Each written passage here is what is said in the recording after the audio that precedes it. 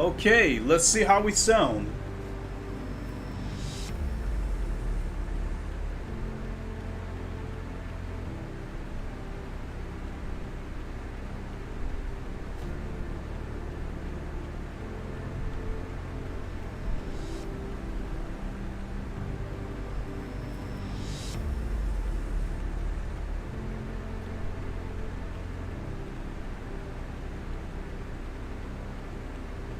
Oh, come on. Okay, let's see how we sound.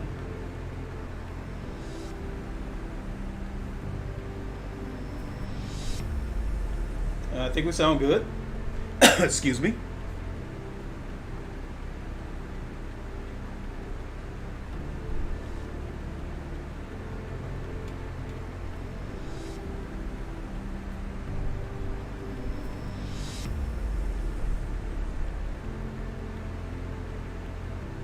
Oh, come on. Okay, let's see how we sound.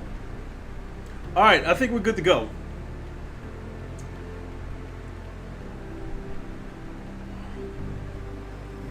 Pop out the chat here.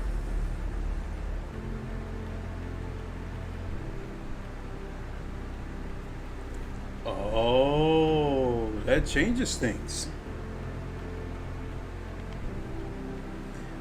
Okay, what is good, everybody? It is the Godfather of VR, the ageless one of the man, Lincoln Clay, coming back at you with the live stream of ACC. I should sound like I'm in Dolby Stereo or whatever you want to call it. I am using my Yeti microphone, and I'm wearing earbuds. The robotic voice was just too much, and so I set up my Yeti microphone. I said I was going to buy a boom arm this weekend. I didn't get to it, so I did the box thing again. I've got a box set up and got the Yeti microphone sitting on top of that box. You guys should be able to hear me pretty good, and that should do away with the robot voice. But now I'm still curious as to how games are going to run and that stuff. But so I've been thinking about playing this all day. I've been watching some videos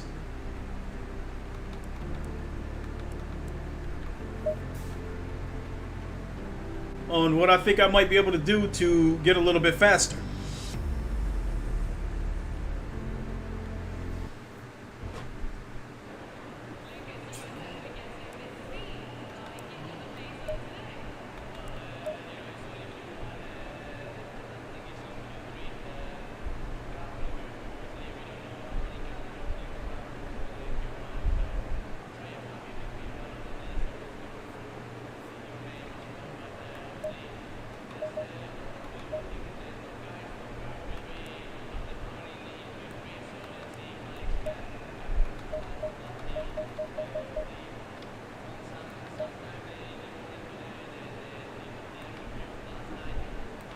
Boost up the air pressure a little bit.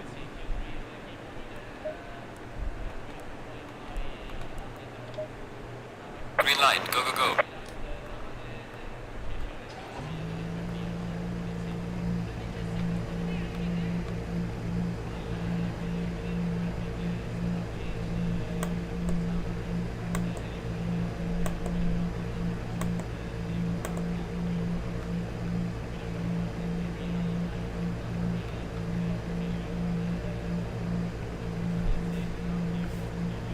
All right.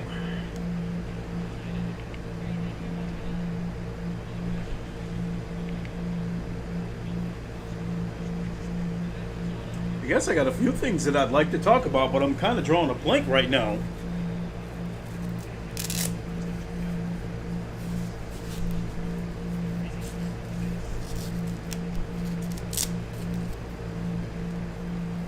And I will join a multiplayer match or two. I want to do a couple of laps with this Porsche because I'm curious to see if I can get a little bit faster. This particular track right here, my fastest lap was 150.5, and ironically, I did it on the Thrustmaster T150. And up until I got this DD1, I haven't come even close. But On the DD1 a couple of days ago, I was able to do 150.7. And after watching a couple of videos and see where I was a little bit slower, I think I might be able to beat that 150.5. I'm still convinced that I can do a 149. So in any case, I want to do a couple of laps this track, and then after that, I want to test out a couple of other cars, and then we'll get into a live race. So let's go.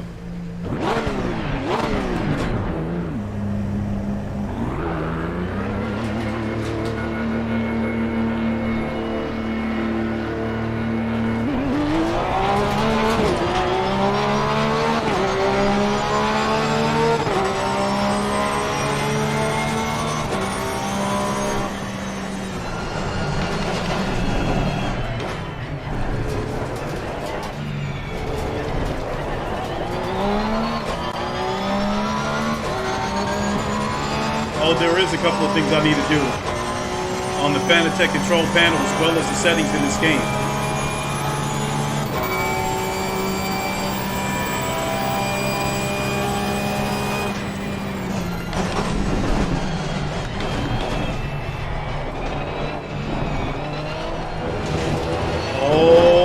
Okay.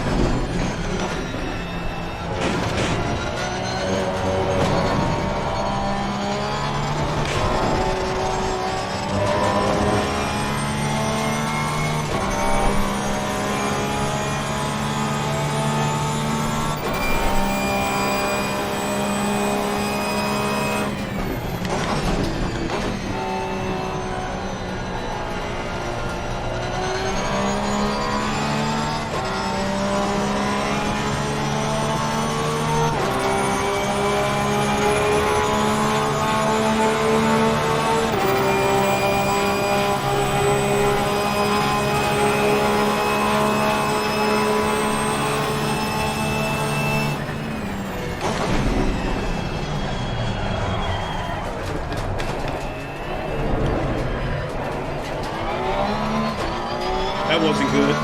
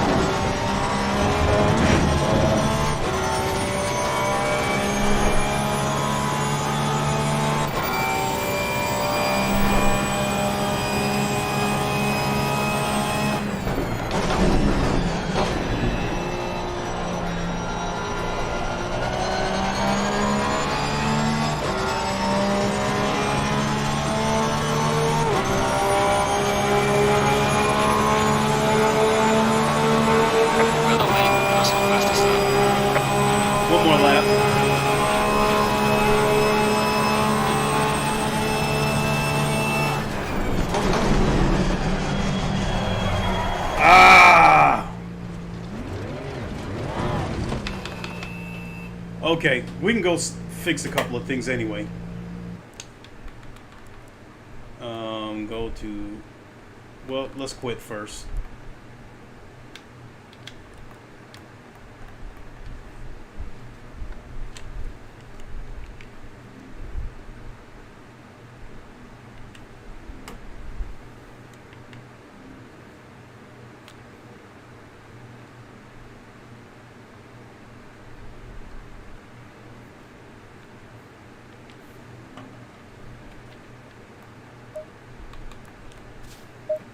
Then we'll come back in a second because I want to go to the Fanatec control panel, fix a couple of things.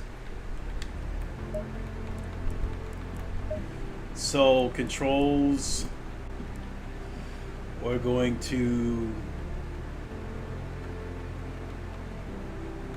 set the steering lock at 900.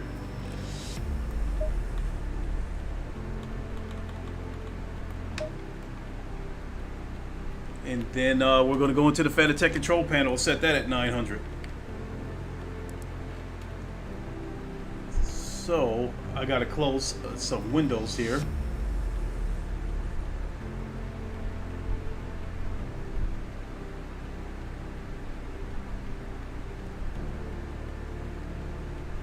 Okay.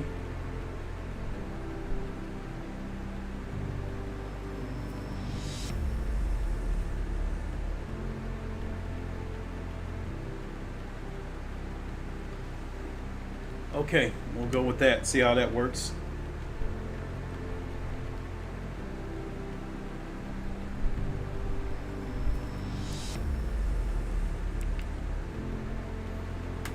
Okay, let's try this again.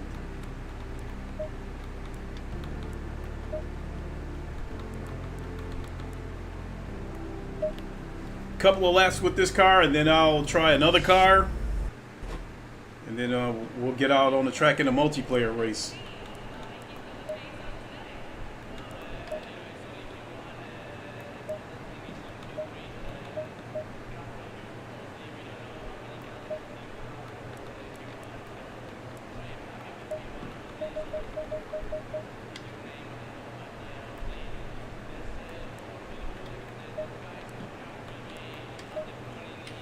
Green light, go, go, go. All right, let's go. I got to do one lap to warm up the tires, and then we'll go on the second lap.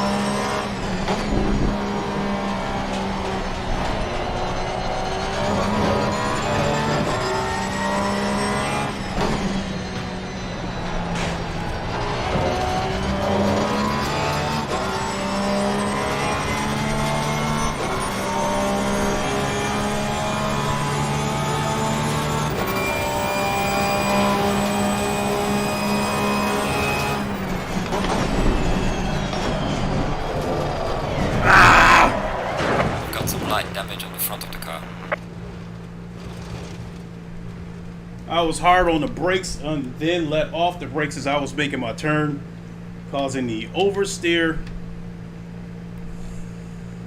Alright. Let's try a different car, and then I'll get on the track. I don't think I would have broke. I think the best I was probably going to do on that track anyway was 150. 151.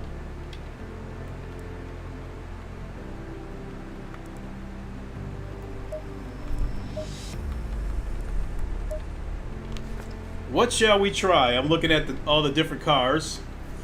I want to try something that I don't mess around with too much.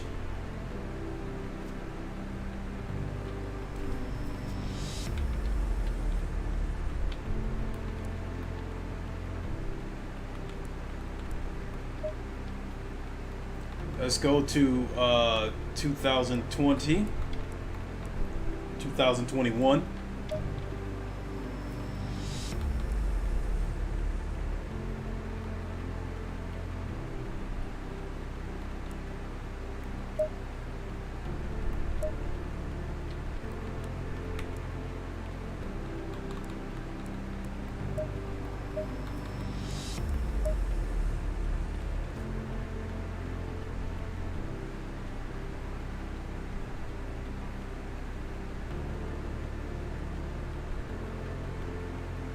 Because everything I'm trying is going to be new to me. Support Gaming, what's up?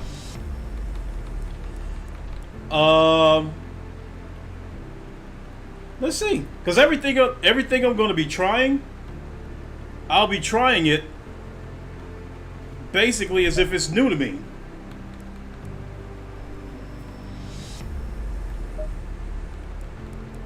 Because I'm trying it for the these cars. I'm trying them for the first time with the DD Pro, the DD1. I'm sorry.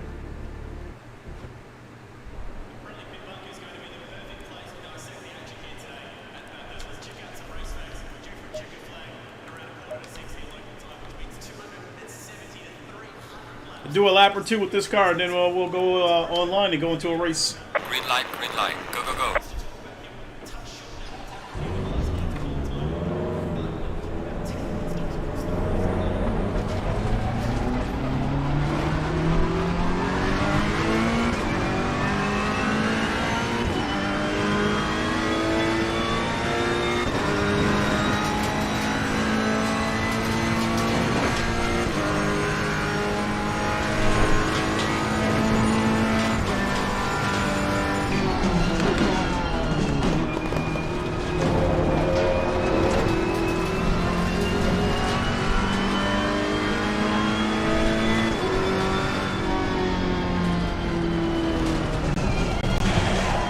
What was all that jank from?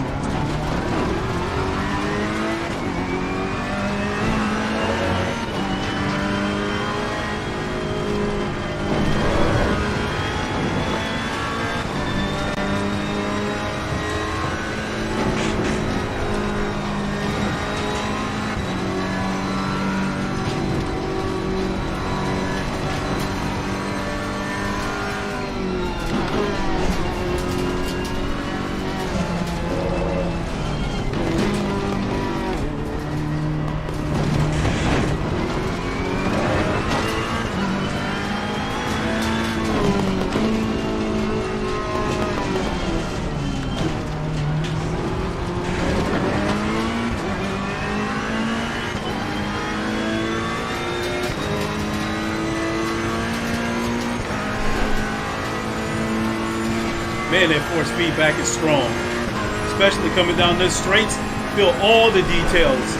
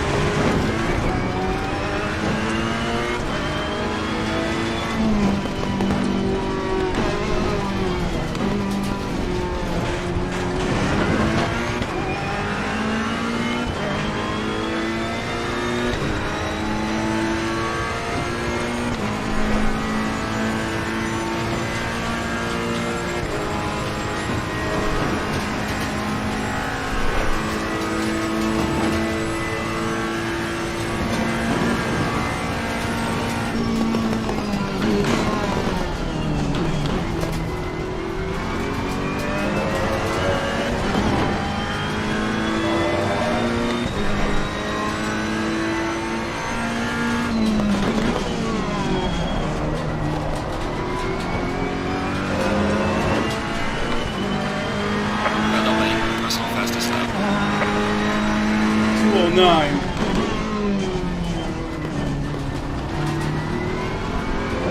One more lap.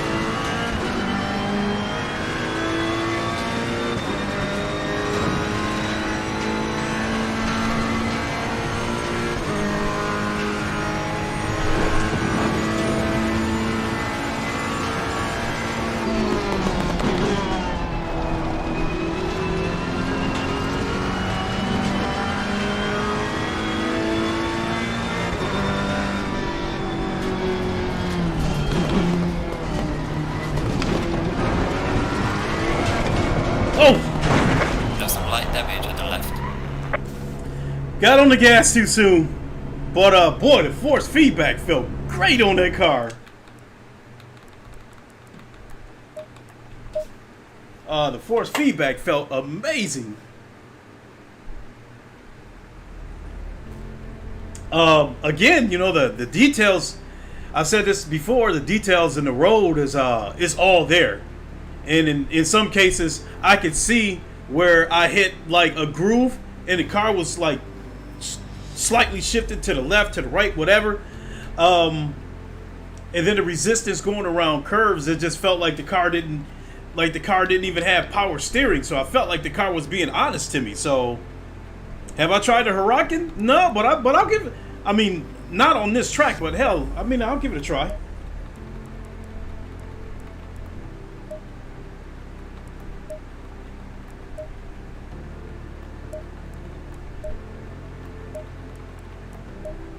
Yeah, I like that one. That's the common one.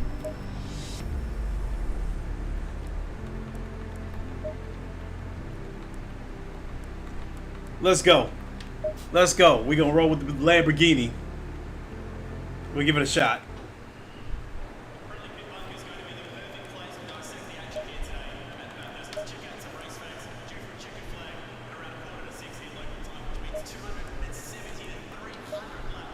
Green light, go, go, go.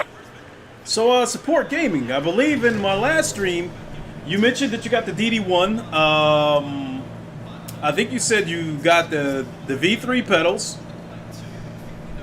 I can't remember what you said you had for a wheel, but I also remember you said you have the GT Omega on its way. Am I correct? If that's true, when exactly are you supposed to get the GT Omega?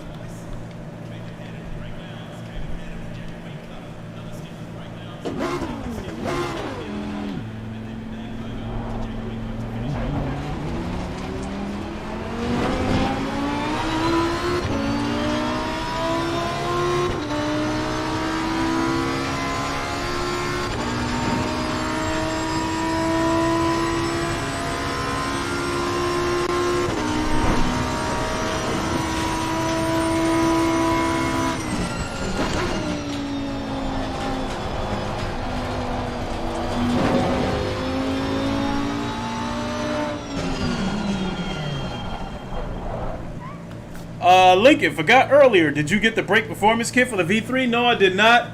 I mean, I guess, now correct me if I'm wrong, this brake performance kit for the 3 V-throttle pedals just look like different pedal plates.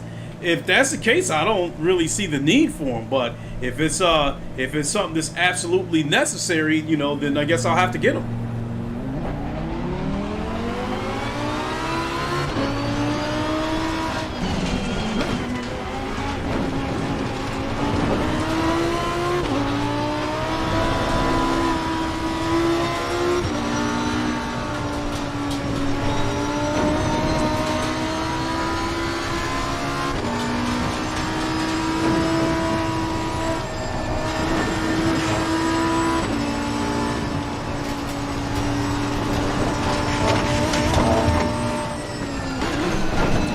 Oh, this car is scary.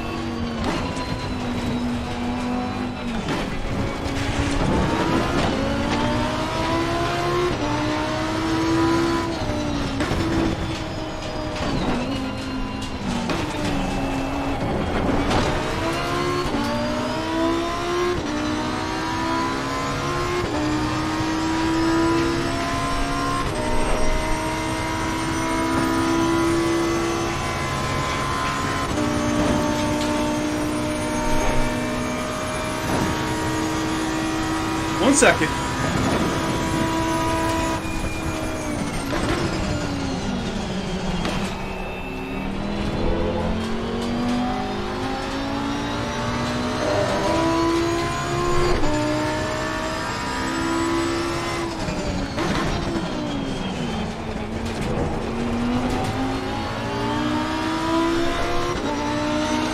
Well done, mate. That's the best.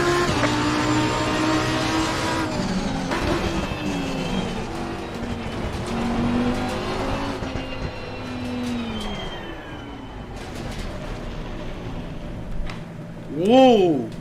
I think I might have felt the details in the middle of the road. I think I might have felt the details more with this Lamborghini, and the resistance going around curves felt different.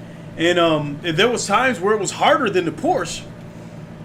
And this car was scary. There was a couple of times where I was about to lose it at high speed. So yeah, that was scary a couple of times. Support gaming. No, I have the Prime cockpit waiting for the V3 from Fanatec, and then I will get the GTDD standalone. That's the plan. Hopefully it works out.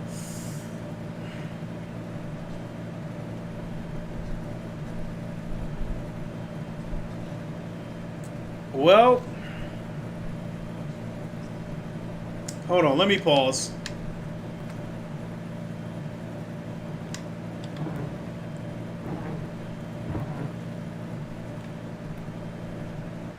Okay, so then I don't have to shout over the engine noise. Our plans are not that far off. So you see that, I got the DD1. Do you already have your DD1 support gaming, or is it on, or are you planning on getting it?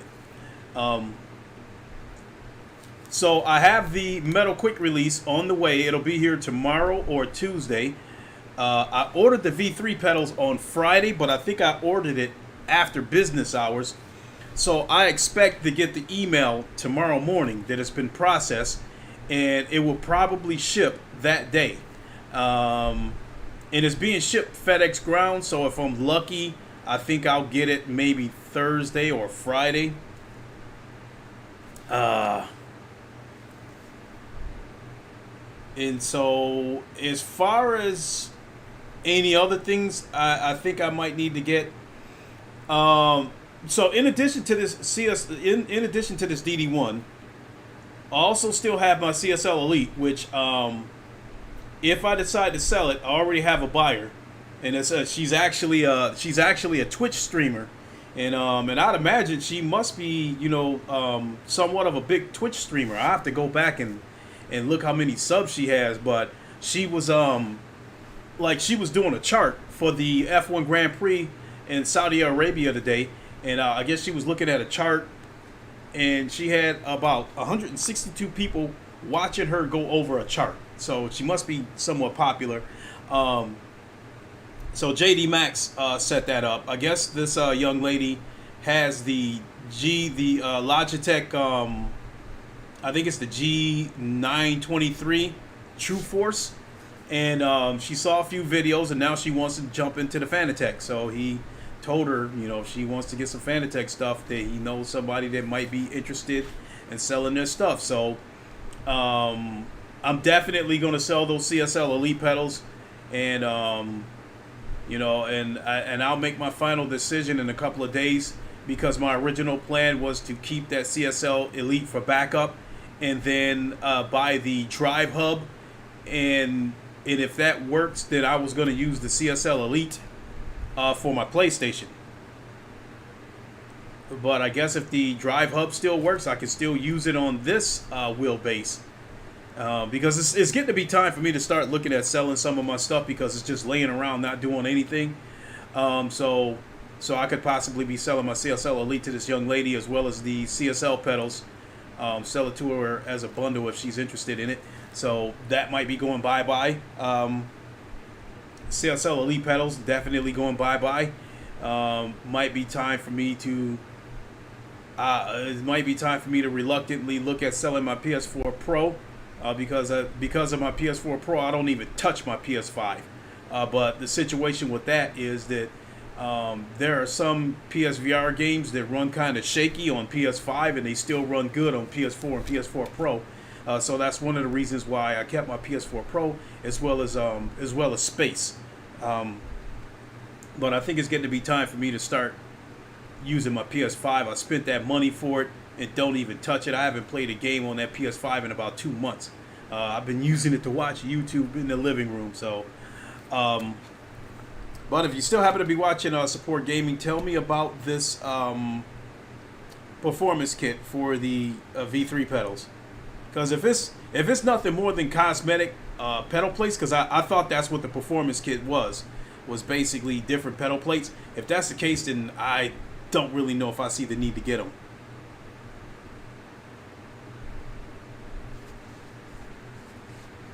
But if it's something that goes hand in hand with the load cell and dampening and all that kind of stuff, then yeah, I might have to look into it.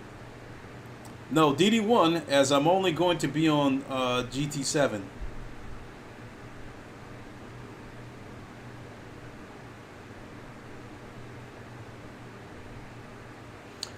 So,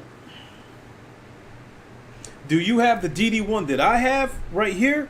Or are you looking to get the DD1 Formula bundle with the Formula wheel that's compatible with the PlayStation? I'm curious about that.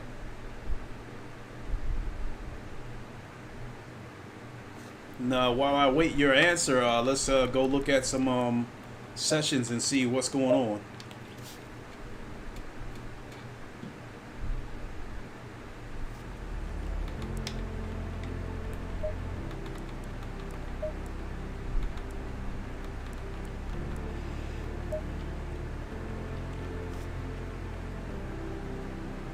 Is that a DD1? Boy, that's hold on, I can go and get in here in a Mola. Oh, here's a Mount Panorama with 19 people in here. Let me get in there.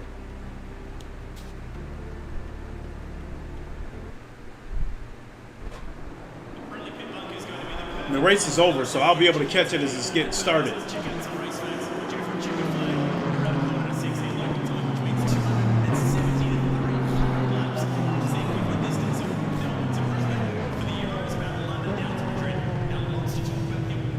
So yeah, Support Gaming, I'm curious if when you say the DD1, no, the brake performance kit is harder pads to replace the standard ones.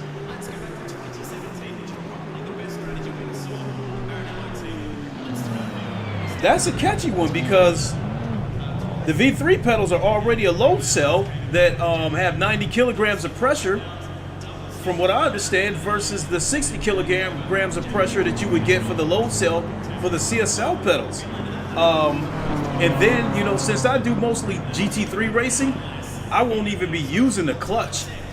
You know, I'll have absolutely no use for the clutch because I don't really see myself playing rally games that much, even though I have them. And then as far as the gas pedal goes, you know, I don't mind a soft gas pedal. Green line, give it all you got. So, yeah, that's something I'm going to have to look into. But I was still waiting for your answer as far as the DD1 goes. Whether you were speaking of, you know, whether you have the same DD1 that I have right here, or were you getting or already have the DD1 Formula bundle that's PlayStation compatible. The $1,800 one. The one was a little too rich for my blood. Especially given how much money I've sunken into this stuff already.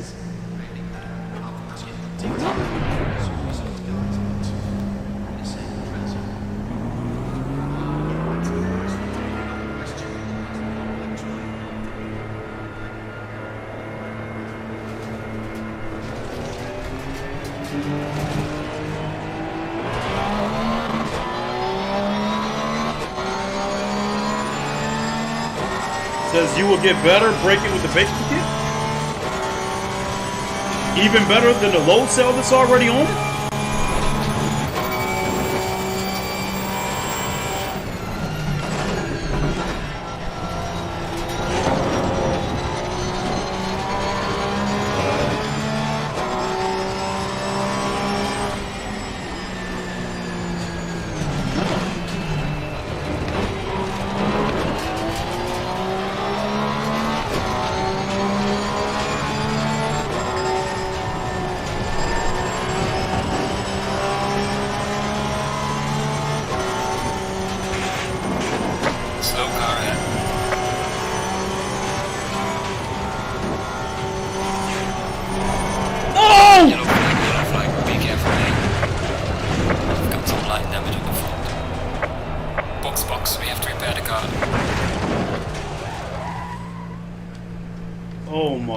Lord.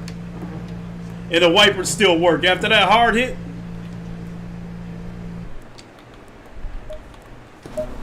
Okay, you said, no, I'm planning to get the GTDD Pro 8 Newton meter.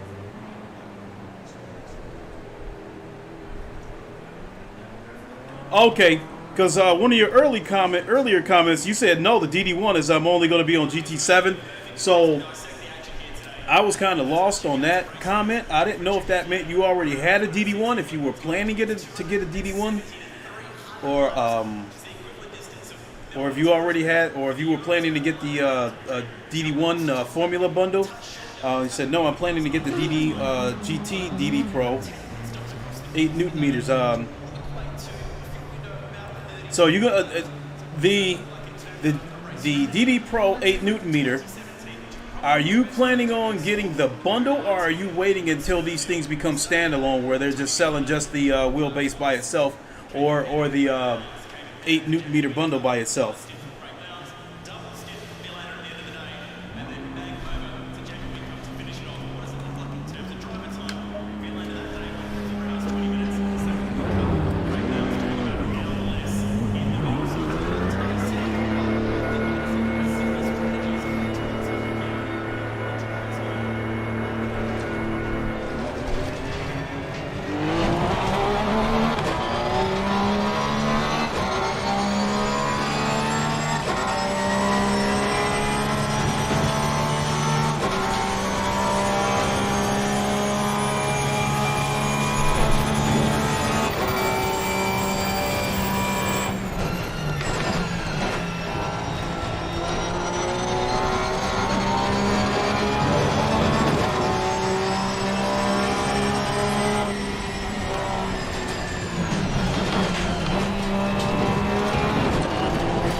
Yellow flag accepted.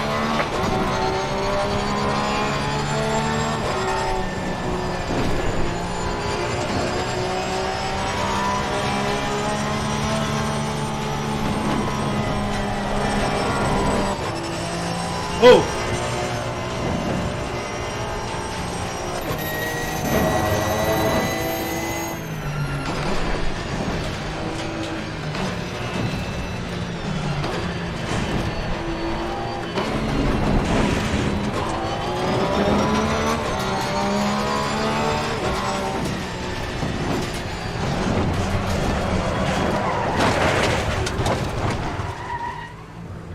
Oh my God.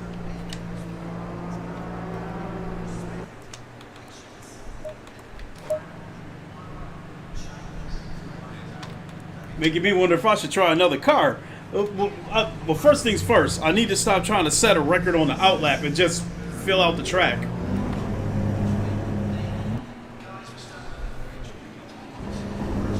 Oh, the car stalled out.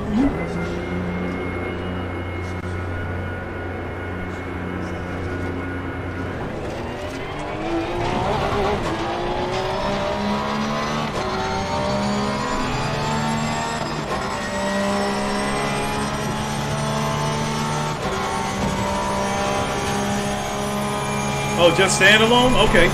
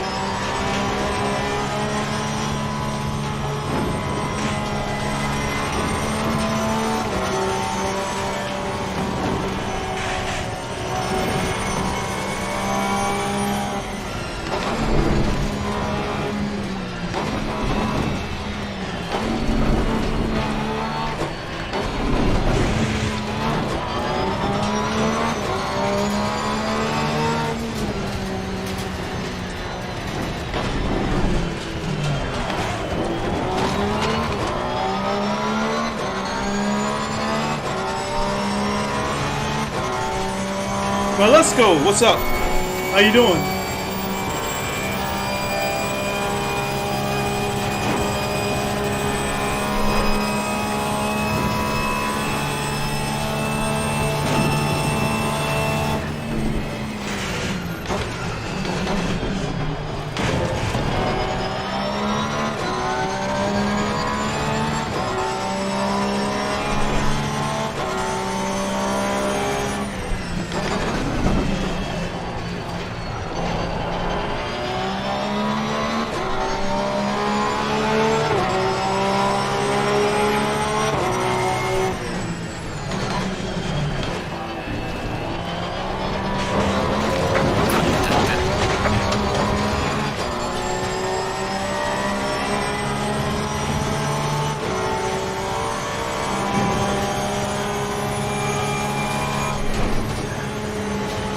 we go.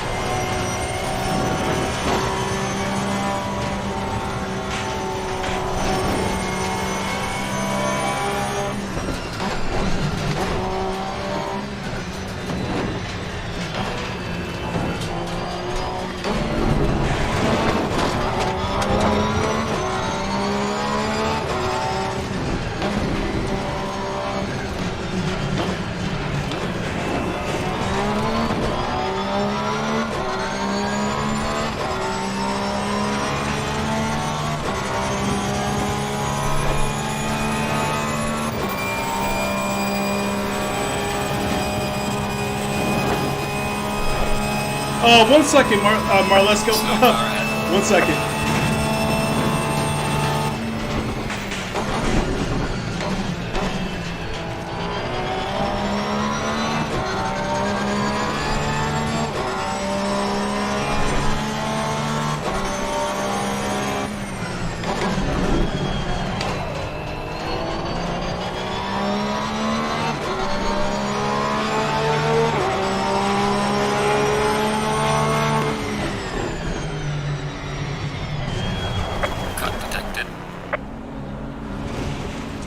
Alright. I'll go ahead and pull over right here for a second. Hope you guys can hear me alright. I mean, because I'm wearing earbuds, and boy, the volume is incredibly loud in these earbuds. I mean, the cars are rumbling. It's like, it's loud enough to make me think that real race car drivers wear earbuds when they're racing. I don't know. Anyway, let's go. He says all good. Thanks. Been following your upgrade journey. Bit of a fanatic fanboy myself. You know what? For as much, like I think sometimes fanatic takes, or I like to call them fanatec. I guess it's fanatic, but they do understand that people call them fanatic, so I guess they're okay with that as well. Fanatec. So I guess I've been following, not following. What I meant to say was, I think Fanatec has been taking some unfair heat. Some of it's justified, but I think some of it's unfair.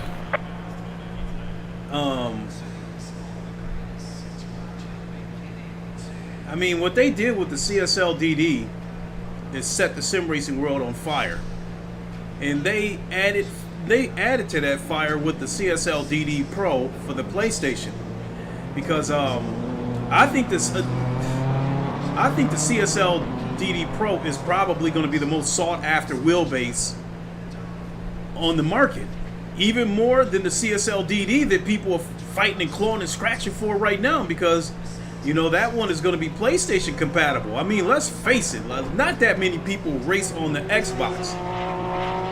So if anybody buys the CSL DD, this DD1 like I got right here, it'll be primarily for PC.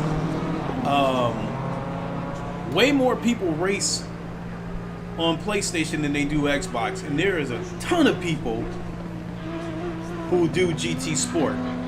And you know, and I've said this many and many a times that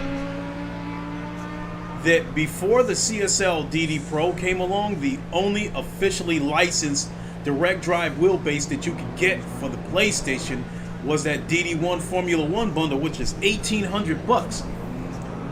So now with this CSL DD Pro coming out, you know, sure, I think they're going to try to sell as many bundles as they can, but once that thing becomes standalone, where you can buy just the wheelbase itself, that I'm hoping they will charge $350, that's going to light up everything. That's going to set everything on fire. I mean,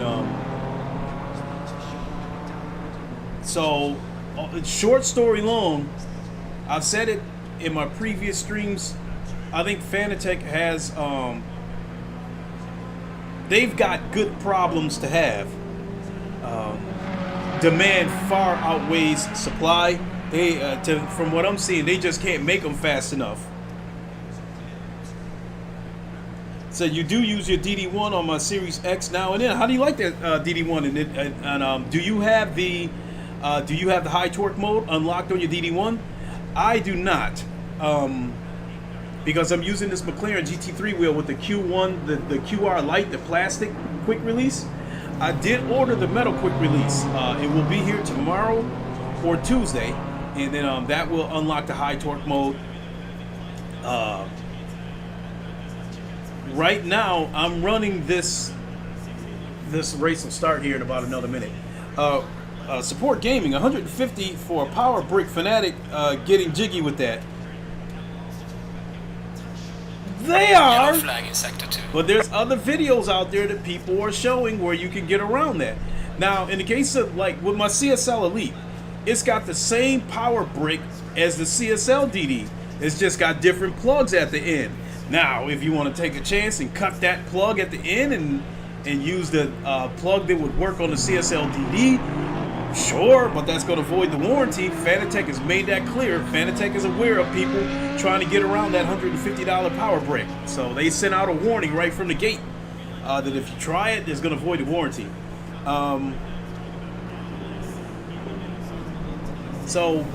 Before I come to your comment real quick, Marlesco, again, I think Fanatec has a good problem to have. I don't think they can make these CSL DDs fast enough. And, hold on. Go back to that one.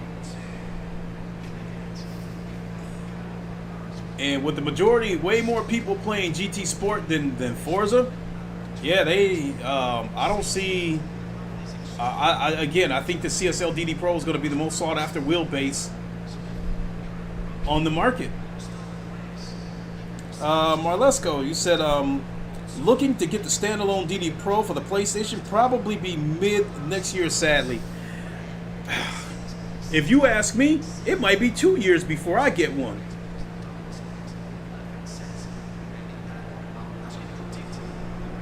It said, yes, you use a high torque, but I find ACC on console a bit lackluster.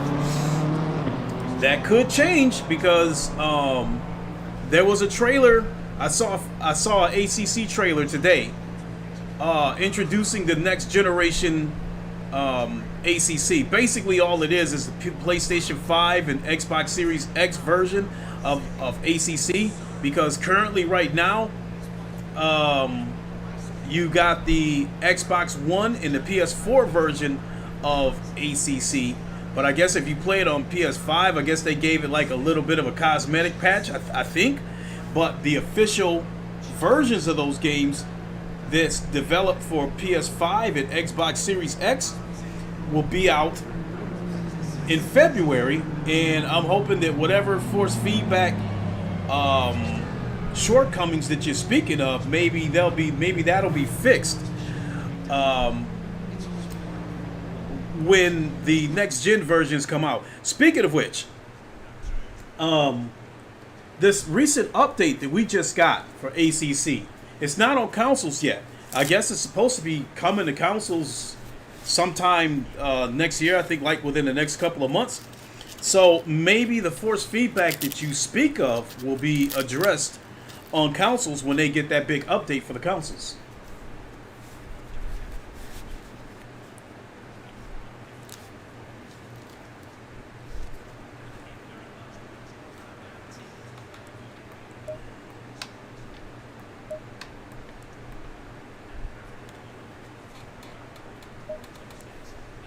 Said only runs at 111 hertz, but hopefully the upgrade will fix it. 30 seconds. Okay. I haven't paid attention to hertz and all that kind of stuff. As far as this DD1, I'm running low torque, but I got it at about 90%, so I think that's the equivalent of 9 Newton meters of torque. From what I've read on Reddit, I guess the DD1 in low torque mode gives you 10 Newton meters max.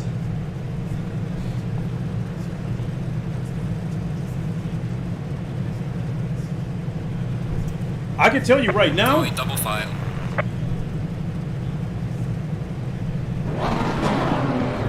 That when I get that metal quick release, I'm definitely going to try it in high torque mode. Maybe run it at 12, 13 Newton meters to see how it feels. But then I think ultimately I'm going to end up going back down to 9 or 10 Newton meters. Green light, go, go, go.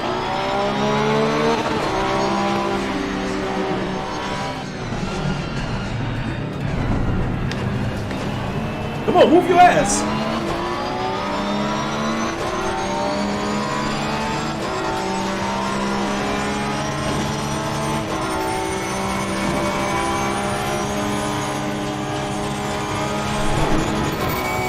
Yellow flag in sector 3.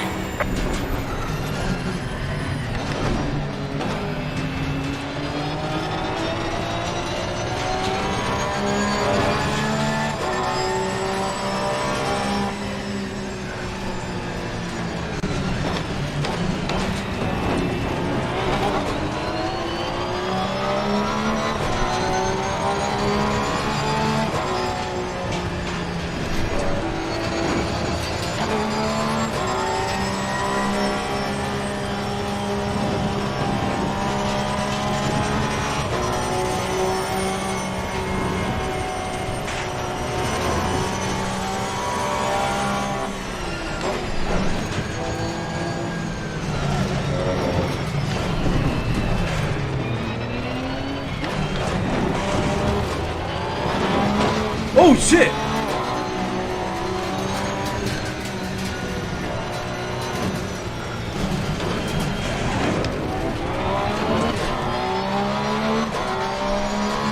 These people are wrecking all over the place. Yeah, running at 400 hertz on PC is really nice.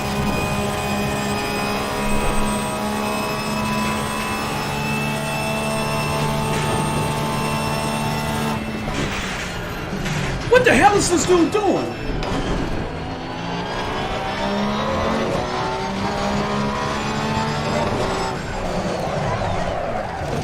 I've got some light damage on the front. Oh shit!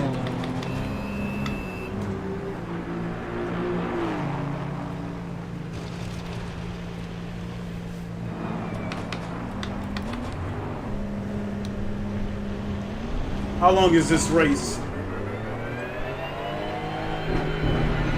I think I need to come into the pits.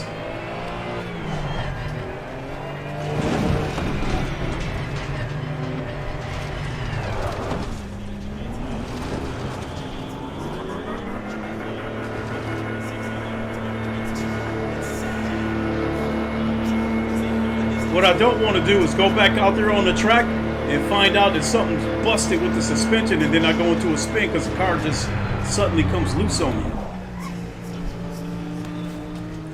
Let's see here. I use the upgrade quick release on my Mackie V2 wheel. Round about 8 to 10 Newton meters feels great. I believe you will love it. So I think I'm running at I think I'm running at 8 to 10 right now because I got it set to 90% on low torque mode. So I think I'm running at about 9 Newton meters right now. Again, when I get this quick release, I'm going to turn it up because I want to see what it feels like in high torque mode. But ultimately, I think I'm going to end up coming back down to where I'm at right now.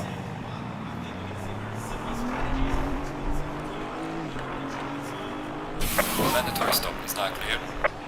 Come on, go, go, go.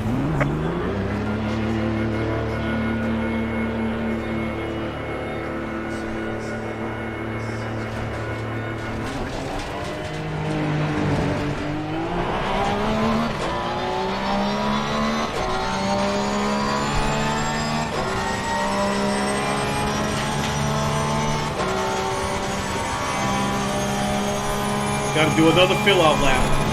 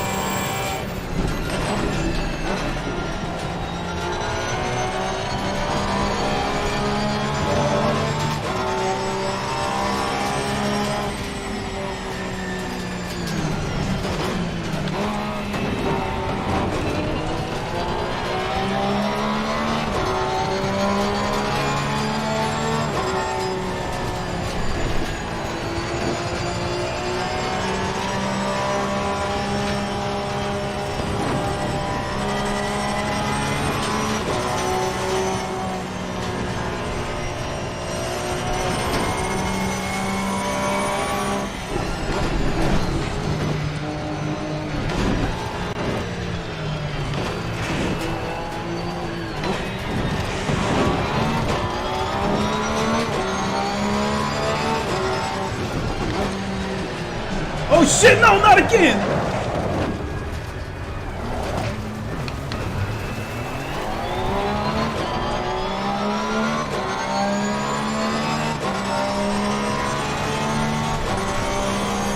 Made a huge mistake and hit the brakes on the turn.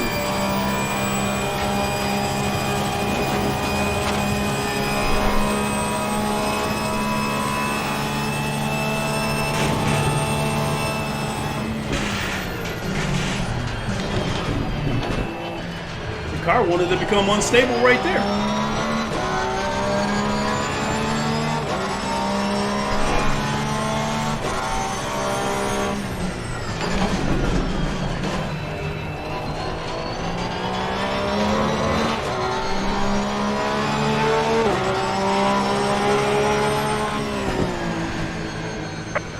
Leaving the pit lane, watch out.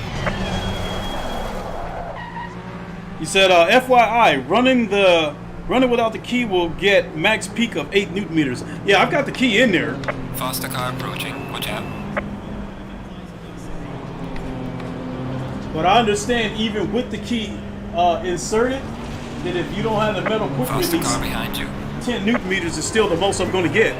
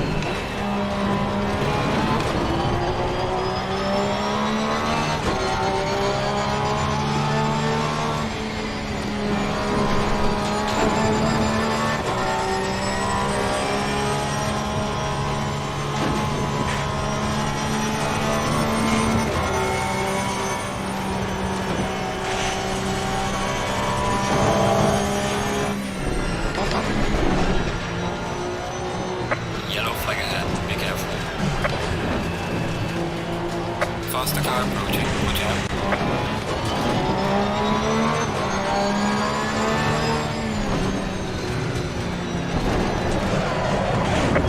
Light damage in the rear. That son of a... Car ahead. That fuckhead, he touched me. He hit me.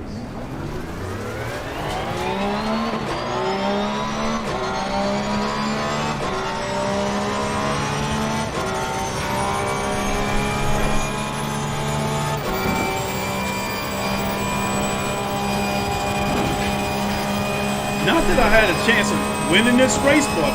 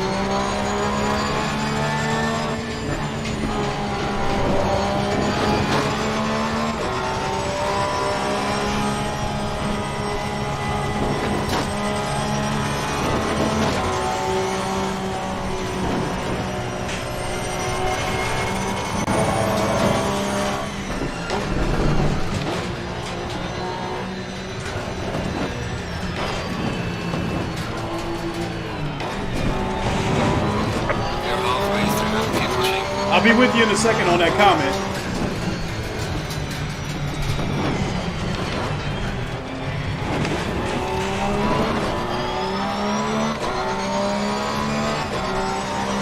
So you're saying even with the key inserted, it still puts out 8 newton meters of torque max? Yellow flag acceptable. Oh,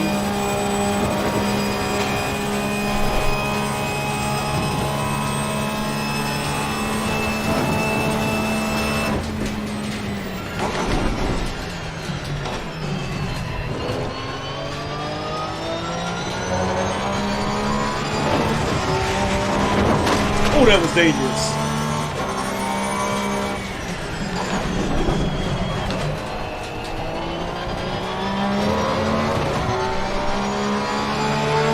Further main process steps.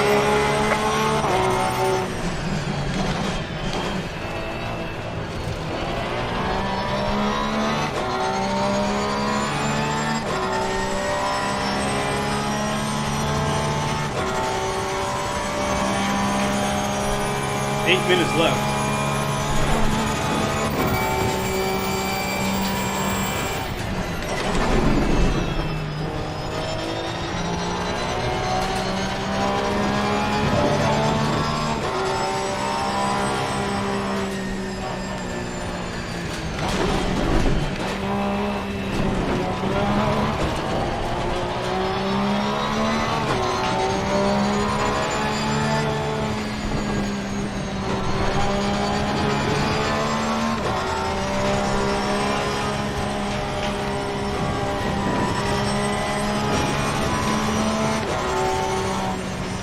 Slow car ahead. Yellow flag ahead. Watch out.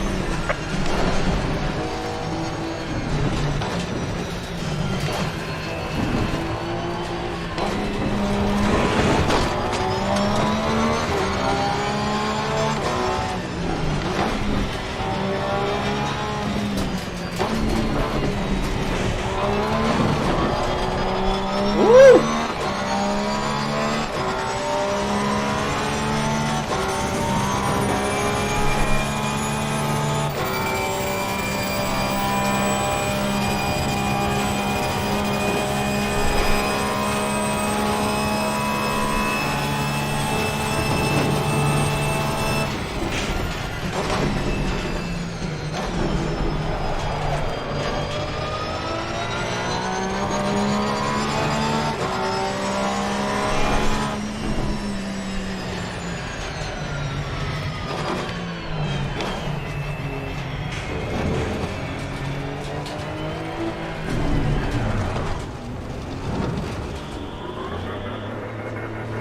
Okay. This pit stop is going to take about 45 seconds.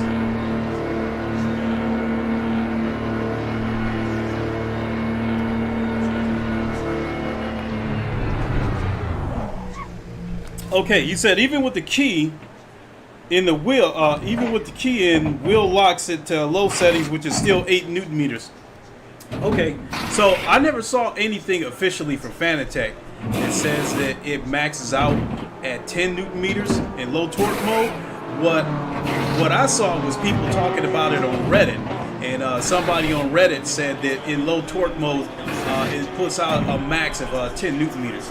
Yes, Lincoln, the key is deactivated with the glass fiber QR installed, unless you cut the nib off the QR, which I really wouldn't recommend. No, because I've seen too many pictures on Reddit of these cracked QR lights, these plastic fiberglass, whatever you want to call them, quick releases.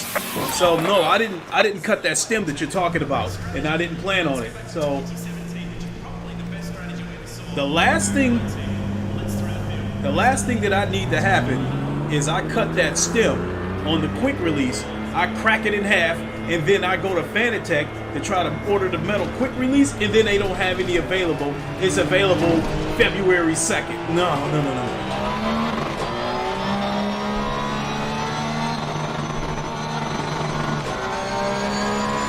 Faster car approaching. Watch out.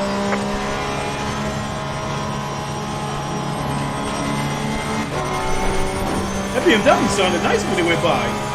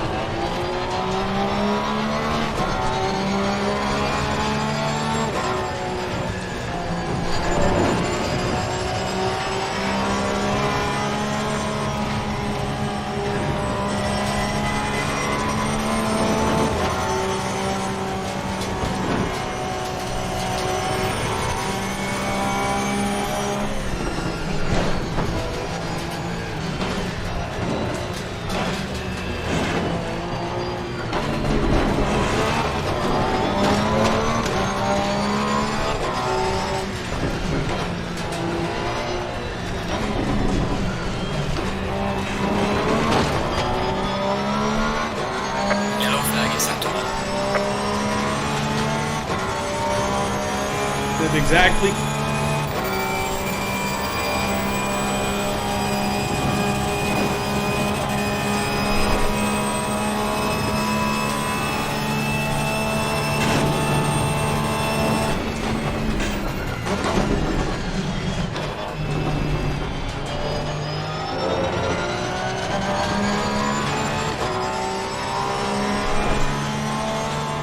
Once you're done with this race, you'll give me a tip?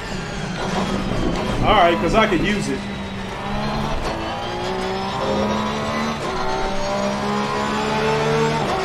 Because after this race is over, I mean, you're obviously observing what I'm doing. And I'll give you some of my fastest lap times. Because like this track here, for instance, I think my fastest lap time was like 2:05.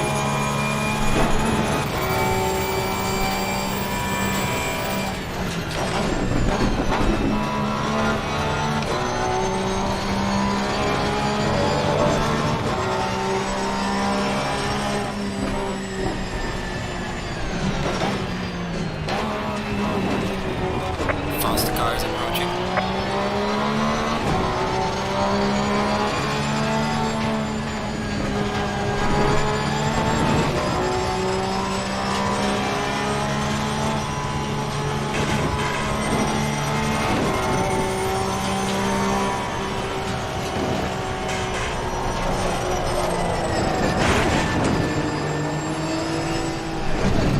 Too busy trying to watch them. Wait.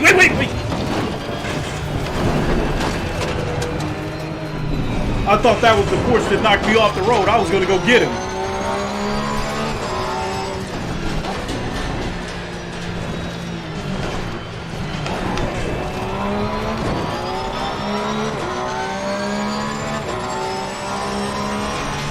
We got 1 minute 40 seconds left.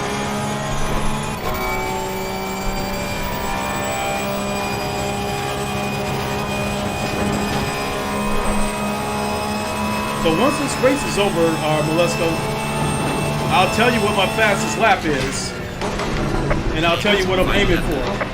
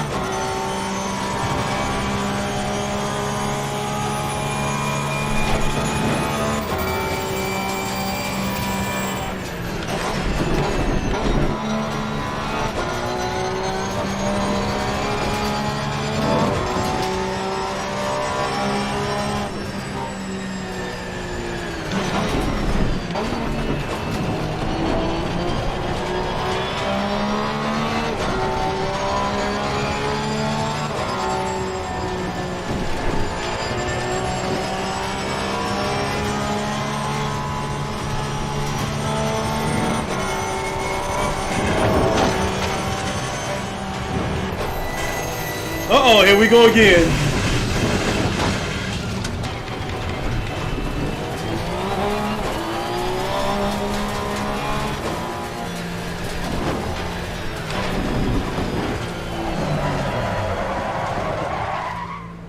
Oh, this ain't gonna end well.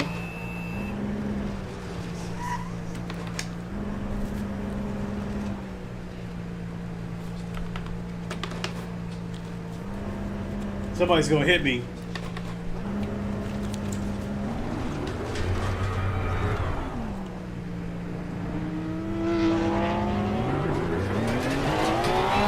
That sounded nice when that Porsche went by. Even has finished the race.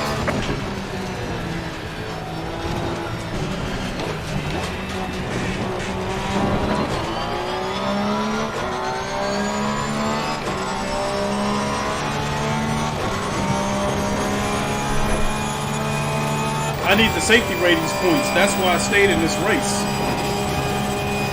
My safety rating, yeah.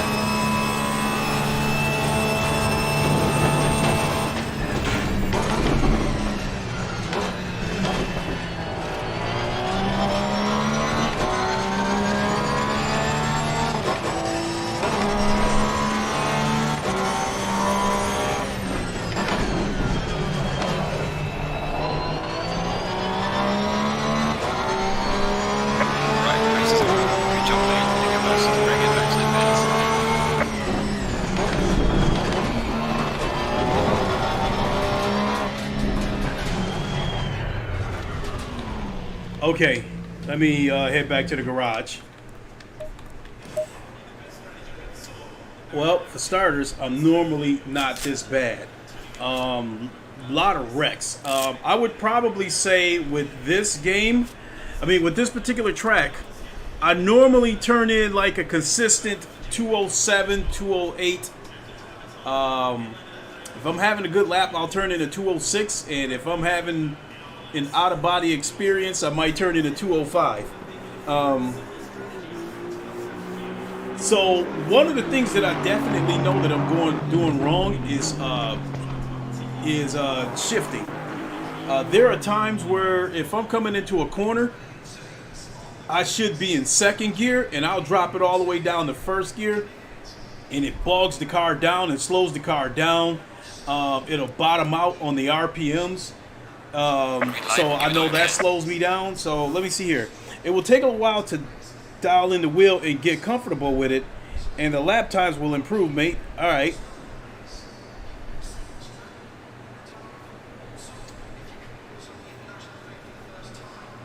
So let's go look at another track.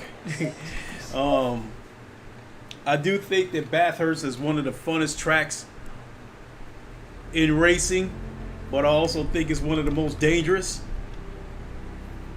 Let me see. There's 13 people in Imola, but I call it Imola for some reason. Let's see here. What else we got? Because I might go jump into this Monza. Because there's 22 people in there.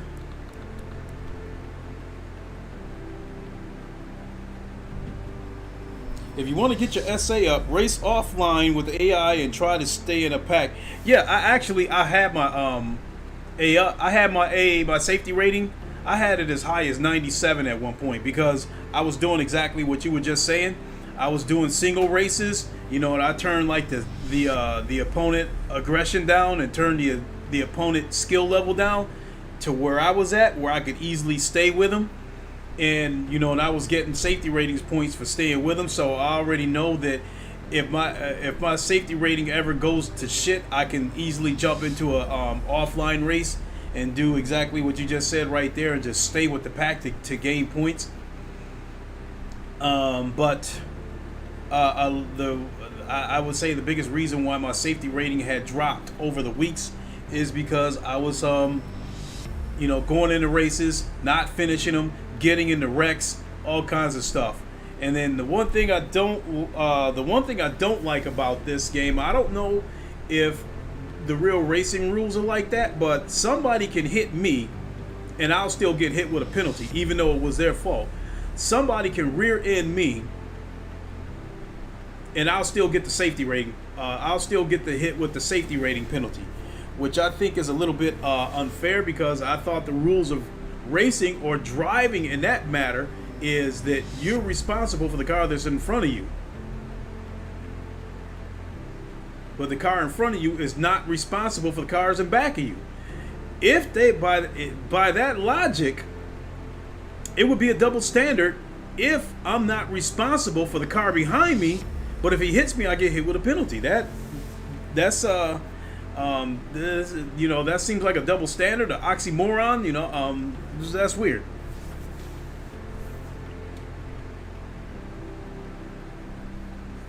So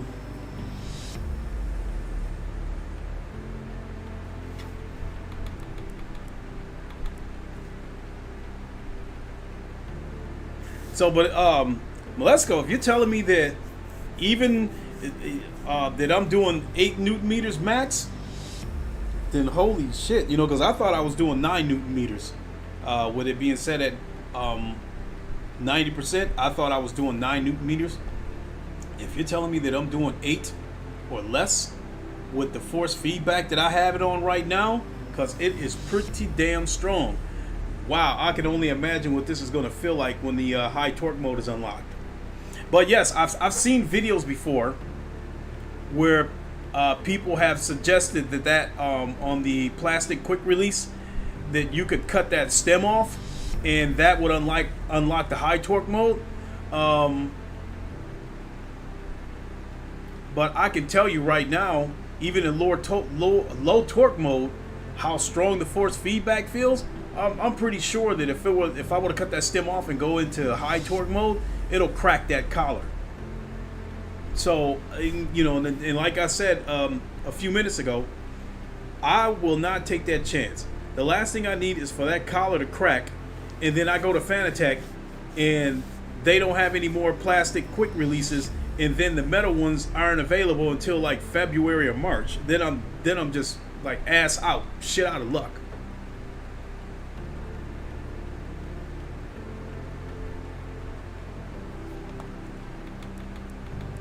Let's do the ever popular Monza. Server is full. What the hell are you talking about? It'll rip your arms off. You know, Malesko, I'm sure you're familiar with Dave Cam. And you know, once I started, you know, making up my mind that I was going to get the CSL DD, I started watching a whole bunch of CSL DD videos. And then when Fanatec sent me that last email saying that my CSL DD was canceled, I mean, not canceled, but delayed until January 3rd, I said, that's it. I don't want to deal with these delays anymore. So I said, the hell with it, went ahead and spent the money and got this DD1. So I started watching DD1 videos, even videos that were like a year old, because as far as YouTube goes, recent DD1 videos, there's not that many of them. So as of right now, I think I'm one of the few YouTubers out there right now that's making streams or videos that's got the Fanatec DD1 included in the title, because a lot of the big YouTubers already did their DD1 streams over a year ago, what have you. So I was watching Dave Cam. I saw his video. You're also in the UK? Cool, then you gotta know who Dave Cam is. So I was watching his video when he got the DD1, and it was funny the way he said it. He was talking about high torque mode. He was like, if the car goes into a slide, just let go of it. It'll rip your thumbs off. I laughed so hard. But the funny part about it was, just a couple of days ago, my thumb got caught in the wheel. The car went into a slide. I tried to fight it because I thought I could save it, and then it just jerked all the way around, and my thumb got caught in there, and it kind of like whipped it around, and it didn't hurt, but because of the sticky gloves that I'm wearing, my thumb got caught in the wheel as it was spinning around when the car was out of control. So that's funny. Let's see if I can get back in here. Server's full.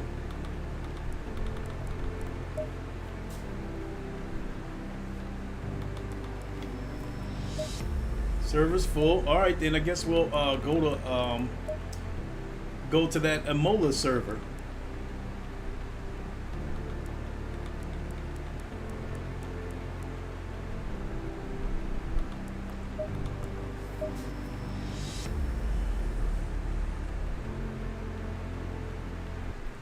God, wearing these earbuds, I mean, this like sounds like overkill.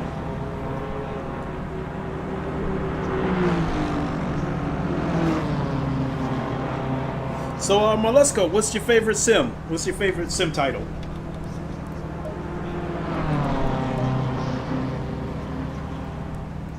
Race is getting ready to start. From what I understand, you can't call it a sim game because people get uptight if you call it a sim game. Yeah, you have to call it a sim title.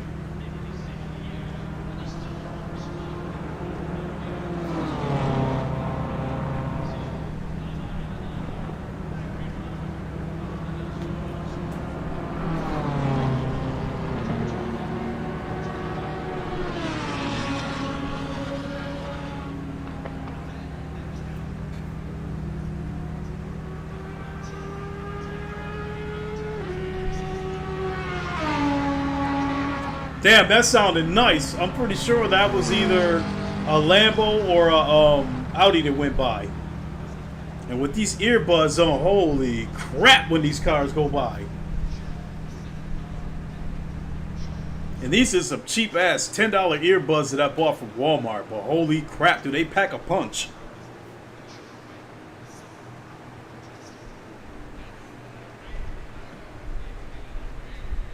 That's the Bentley coming that I hear. You see a lot of YouTubers doing 100% force feedback challenging, just nuts. No, I haven't really paid attention to that. Oh, it must be some kind of challenge to see if they can hang on to the wheel or something to keep their arms from getting ripped off, I'm guessing.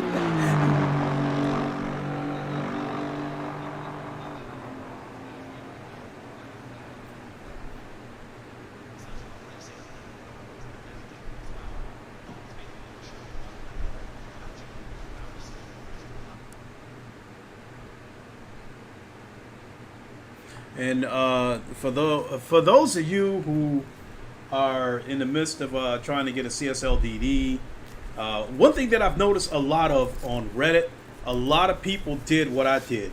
When they got that latest email that their CSL DD orders had been delayed, a lot of them canceled their CSL DDs just like I did and bought a DD1.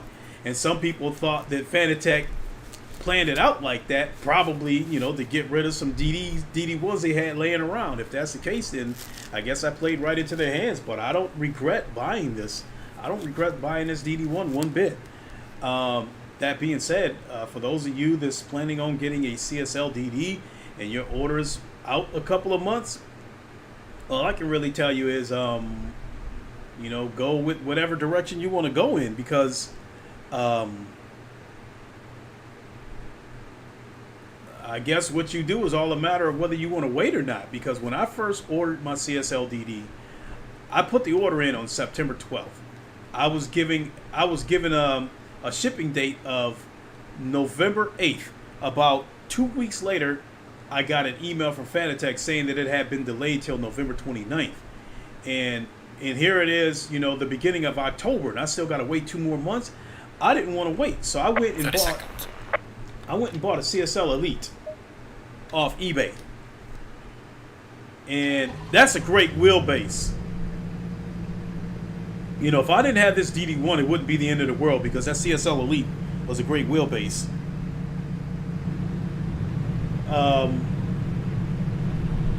But hey, whatever direction you want to go, whether you want to get the CSL DD and wait until it shows up, or whether you want to jump to a DD1, I don't think either, you know, I don't want to wait, but if you want to wait, that's fine.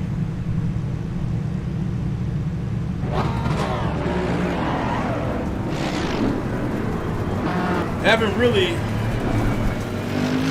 got a favorite. Just ACC, AMS2, Project Carson. Yeah, you got a few.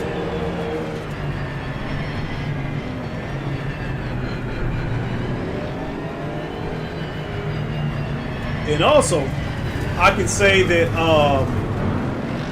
now that I turned the resolution back down to 1080p, also the output resolution on OBS, I turned it down to 720p 30. And this is running buttery smooth.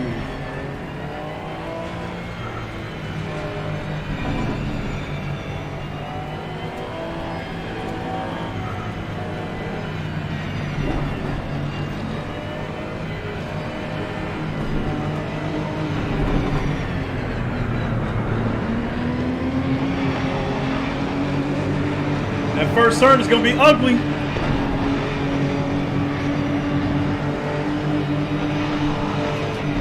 Green light. Give me the one kill.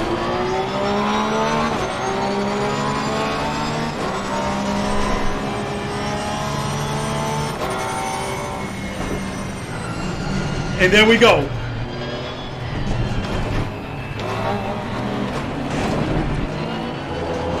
And I got hit.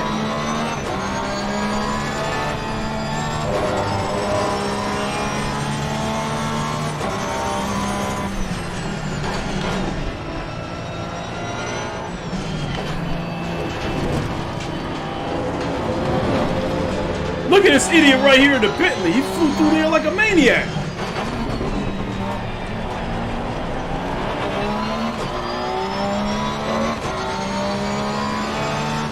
He's gonna cause a wreck.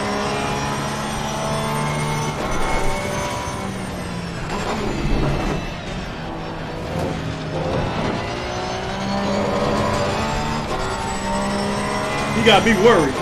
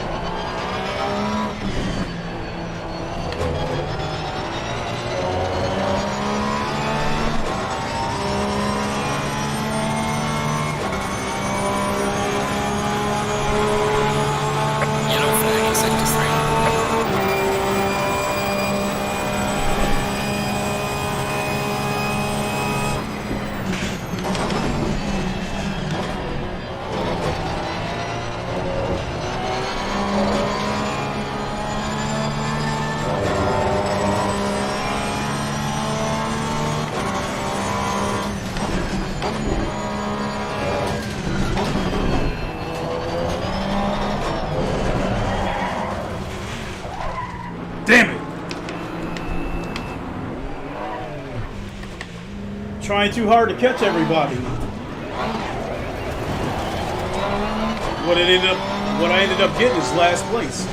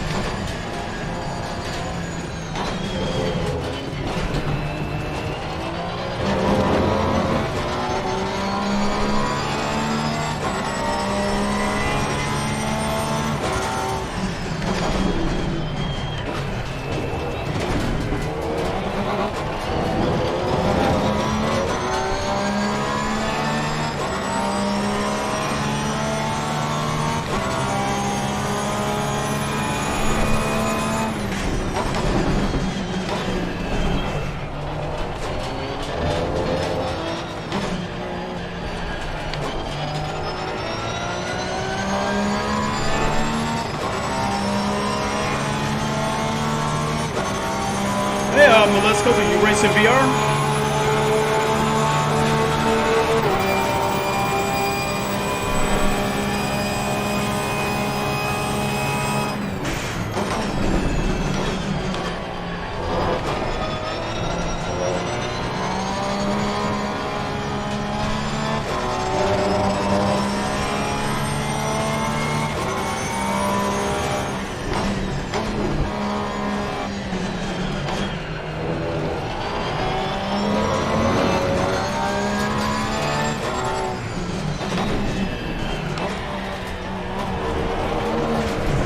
God damn!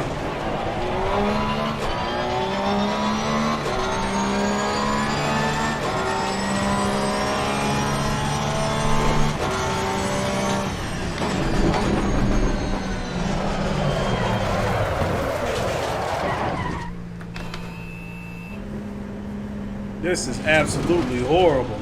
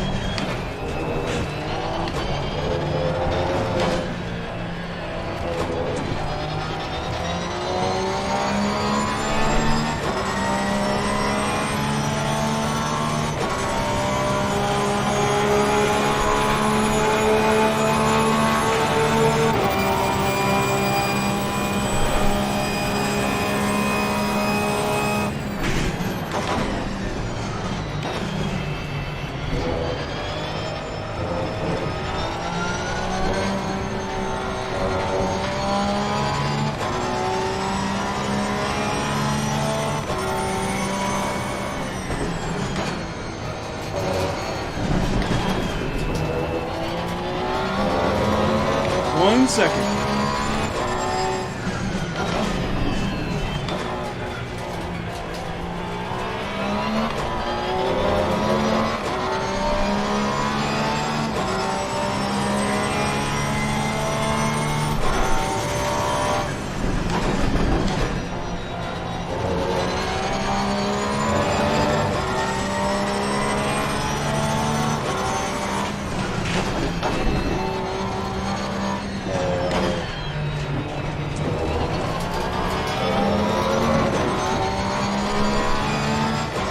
I'll check your comment in a second.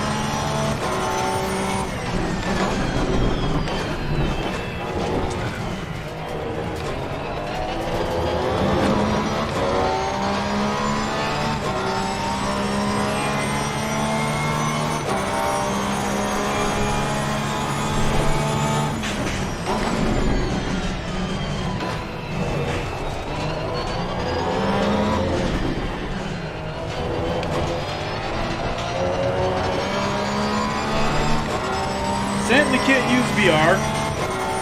Makes me really ill. Just use the ultra wide screen? Okay. Totally understandable. Well, not me. That's the fastest lap. When I first got into VR, I was getting sick too.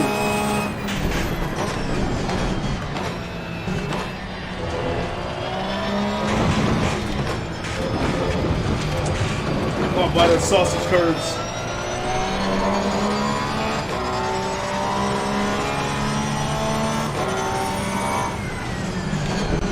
Yellow flag in sector 3. Damn, I am all over the place.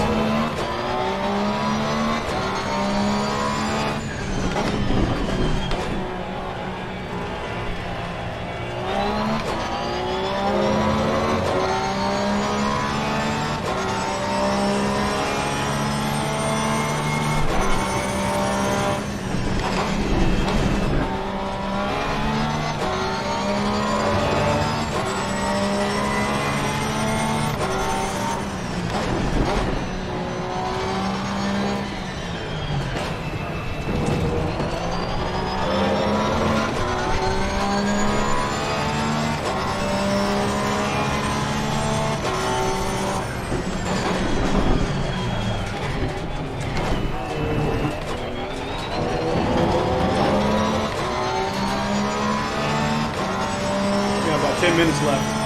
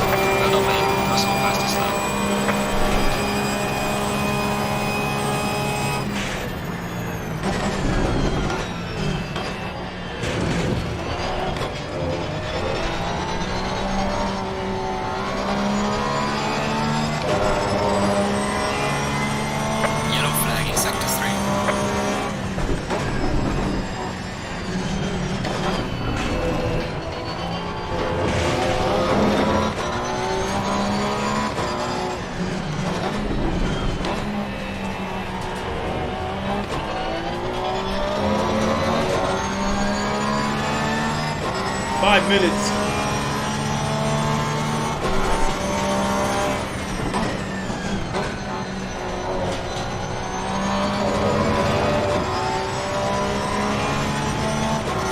Yellow flag ahead. Watch out.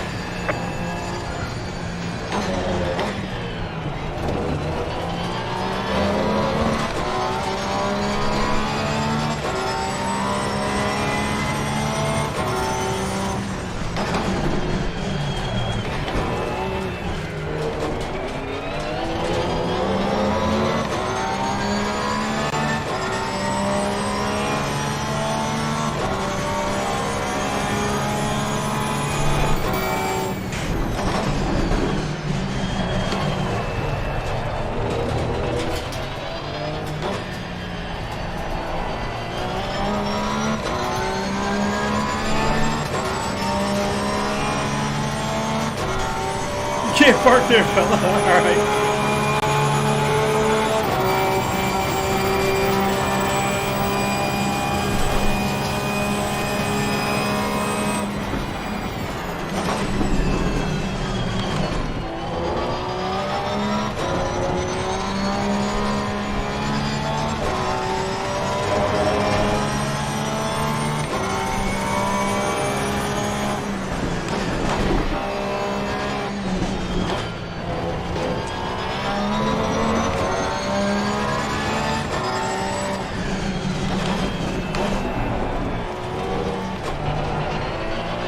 Ooh, nearly lost it.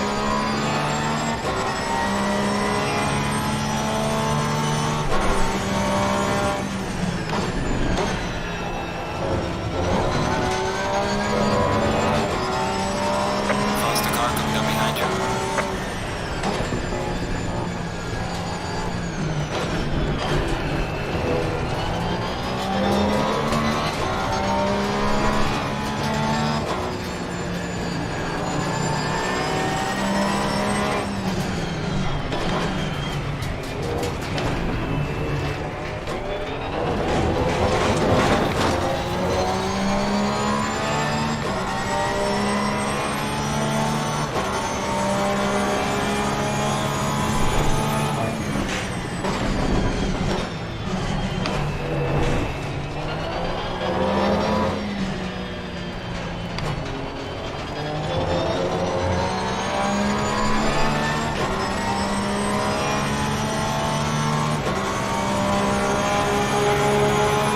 I could have defended my position, but he flashed me and wanted me to move over.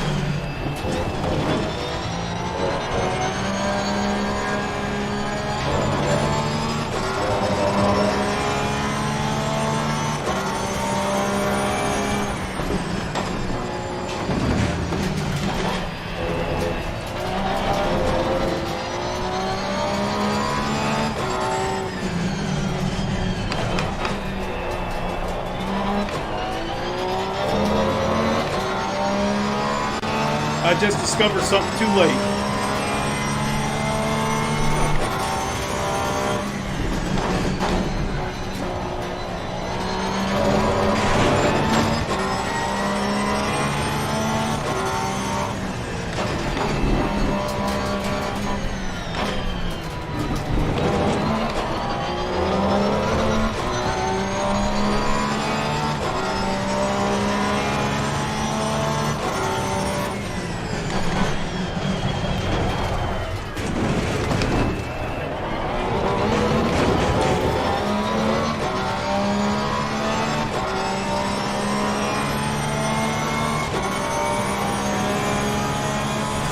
They battling over there.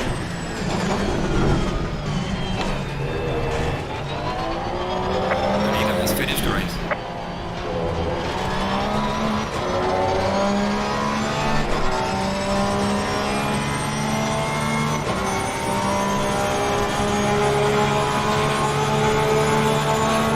Right then, Chris. Good job. You did the best you could. Take it easy. Need lap.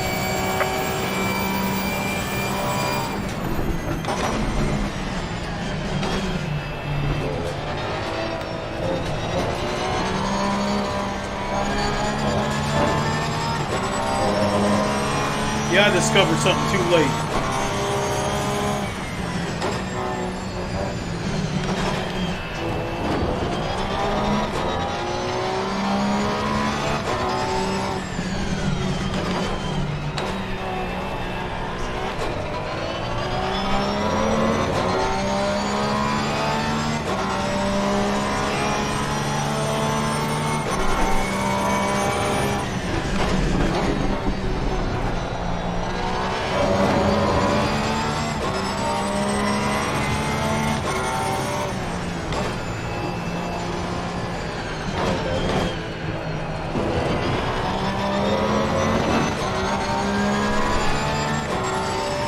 One second.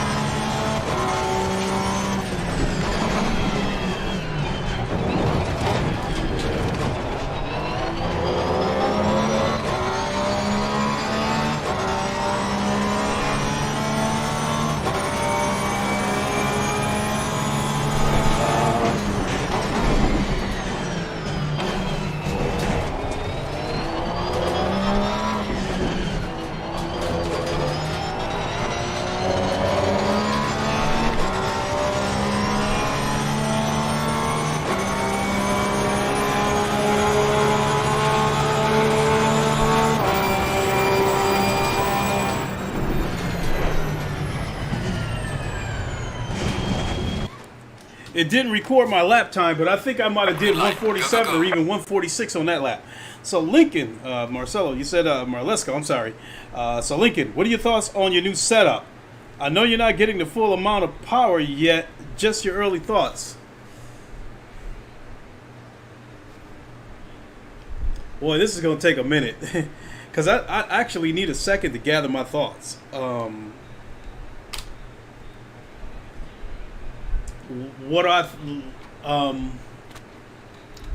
My thoughts the day that I plugged this thing up to what my thoughts are now. The first day that I plugged this thing up, I wasn't impressed. I barely felt any force feedback at all. But I know that this being a 20 Newton meter wheelbase, I knew it was just a matter of me going into the settings and, fiddling with the settings, because I've heard that too many times. Every YouTuber that I've seen that did some kind of review or thoughts or impressions on the DD1, they all said the same thing when they first plugged it up. They wasn't impressed. They felt like it wasn't that big of a jump from the CSL Elite or the Club Sport version 2.5. And then after they went into the settings and got used to it and stuff like that, then they said, yes, it ended up being a big leap from those wheelbases. And I'm kind of in that same boat. Because I was highly impressed with the CSL Elite, because the CSL Elite, I was jumping from a Thrustmaster T150 to that CSL Elite, so that was a quantum leap for me. And then to go from the CSL Elite to this DD1, as I said at first, I wasn't impressed because I wasn't feeling that much force feedback. And then I started playing with it and playing with it and playing with it. And versus how it feels now, versus when I first plugged it up, night and day. So now I feel like I'm sitting on a time bomb right here, because I'm feeling like as soon as I pull that pin out, which is putting the metal quick release on there, a bomb's gonna explode. I can only imagine what this thing is gonna feel like when I unlock that full 20 Newton meters. Because right now I'm impressed with what I'm feeling right now. So if you're telling me that what I got right now is 8 Newton meters max, then I'm putting out what a lot of people would be getting out of the CSL DD, which I think is impressive. There are some YouTubers that felt like the CSL DD wasn't enough for them, but there were some YouTubers out there that felt like the DD1 was too much for them, and they sold their DD1s to get a CSL DD. I'm glad I made the leap. I don't see myself going backwards with this. Sticking with this DD1. I love it. And so with the settings that I have right now, I have the gain within the game turned up to 100%. On the Fanatec control panel, I have the overall force feedback set to 91%. And what I'm feeling right now, and I've said this numerous times, it feels like driving a car down a bad road with no power steering. I'm feeling everything.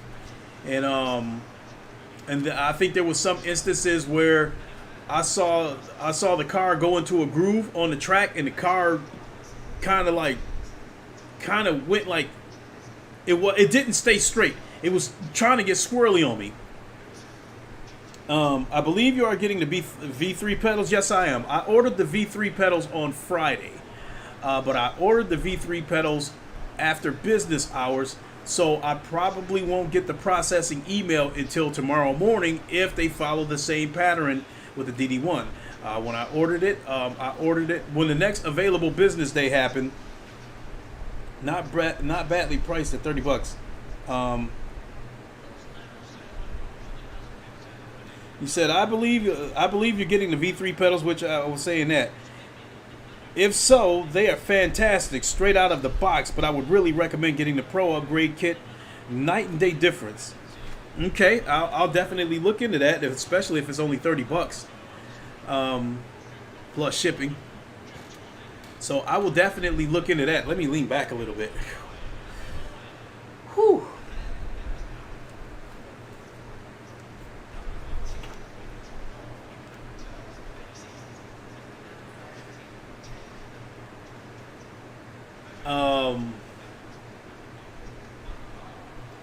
I would probably say this wheelbase right now definitely makes me have an appreciation for what real race car drivers go through.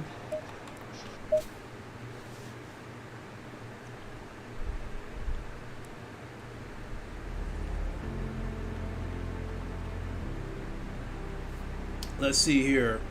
Silverstone, only 43 milliseconds for a ping. I can go in there.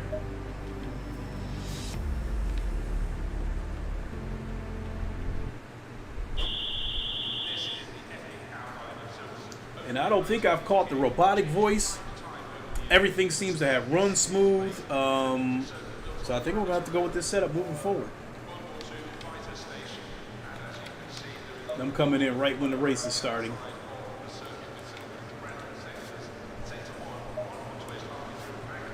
Another thing I'll say about this wheelbase, not even just this wheelbase, the CSL Elite wheelbase. When I was playing this game on the Thrustmaster, I mean, you guys see my streams. I was using the Thrustmaster T150 attached to a coffee table sitting in a lawn chair. I turned in my best time with that setup on Monza. My best lap was 150.5, and I still haven't beaten it yet, even with all this stuff that I got right now. The closest that I got into it was 150.7. I still believe I can do 149. So, when I was using the Thrustmaster T150 along with the lawn chair and the coffee table, there were some tracks that I absolutely stayed away from because I just didn't do well on them, and that was Silverstone and Brands Hatch, because the Thrustmaster T150 was not giving me the information that I'm getting right now. It didn't give me that detailed information. I didn't feel the divots, the bumps, the small potholes in the road like I feel with this DD1. The only time you got significant feedback from the Thrustmaster T150 is if you went off the road, if you went over the rumble strips, or if the car went into a spin. But straight away, nothing. Felt no detail whatsoever. With this DD1 going down the straights, I was like, the wheel doesn't even stay straight.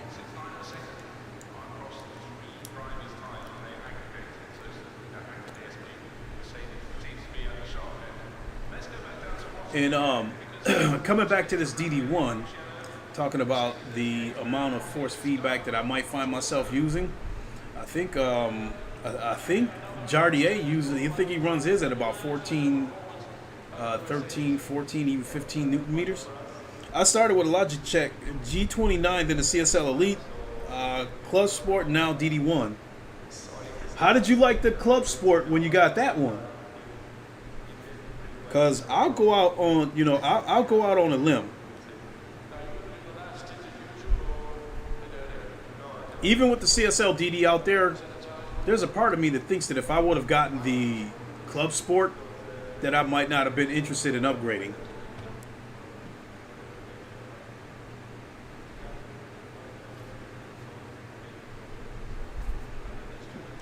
It's starting to get hot inside this headset, though, so this will probably be my last race tonight.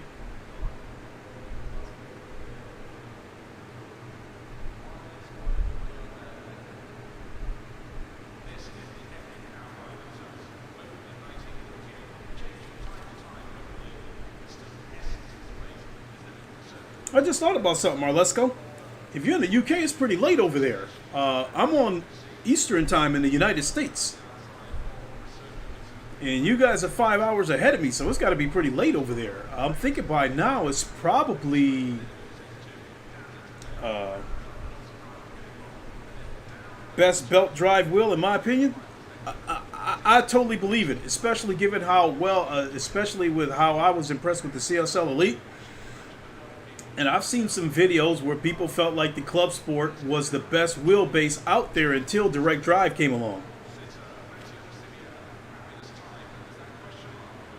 My glasses are a little bit smudged, so I guess I'm just going to have to deal with it because I don't have time to take all this stuff off, clean it, and throw it back on.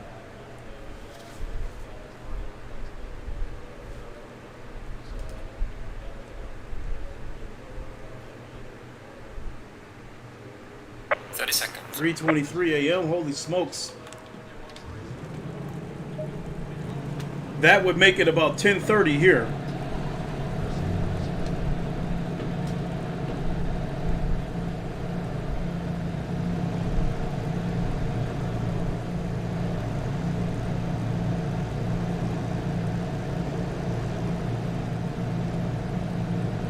Four, 3, 2, 1.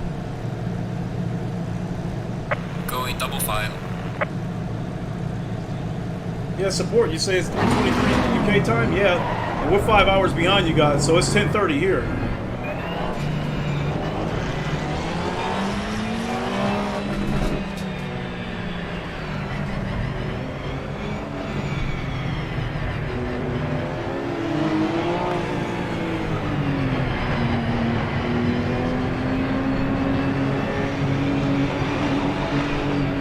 Green light. Go, go, go.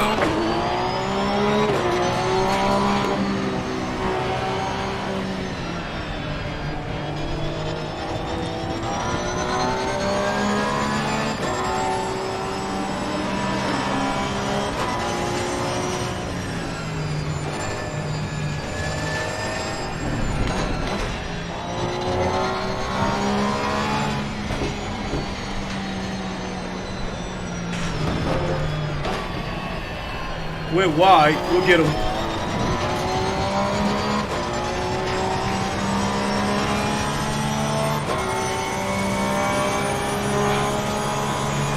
Oh, you're retired, so all the time in the world. Oh, shit.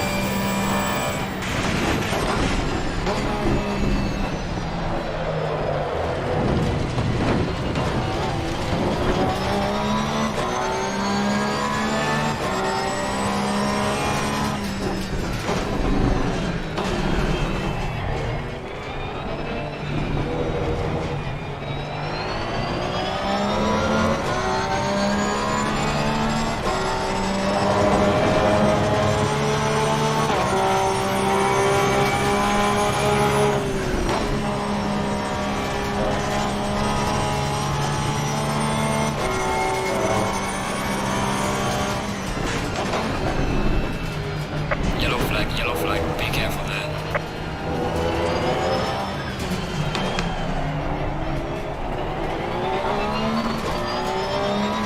Slow car ahead.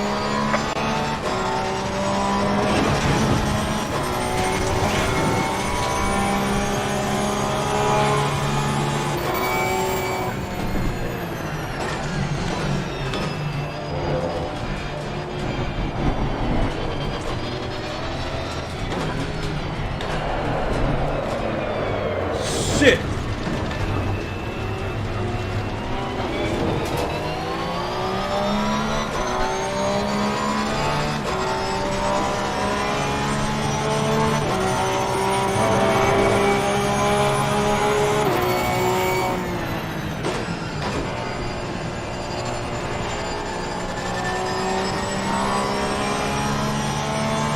Yellow flag, be careful there. There's a slow car ahead.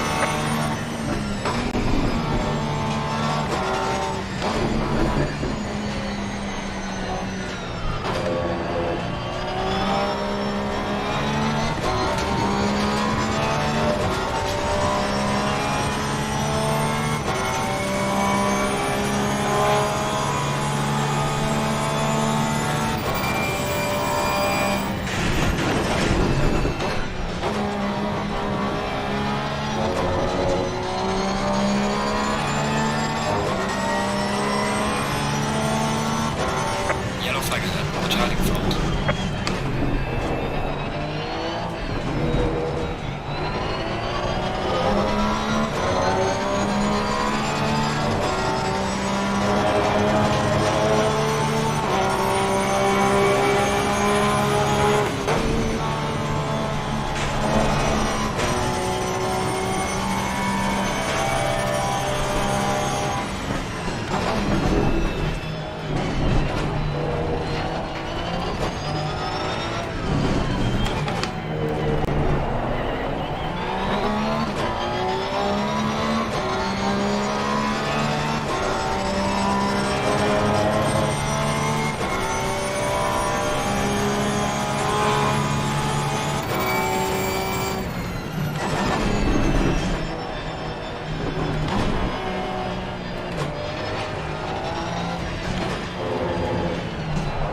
God damn it! This is where I lost it at last time.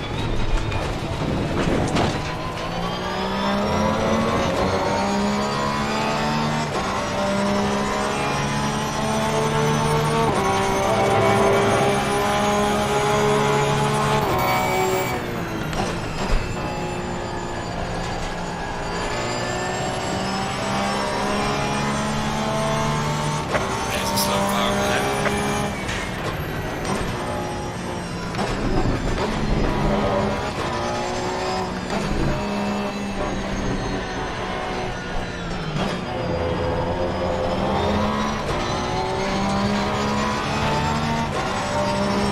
Oh, that force feedback going around that corner.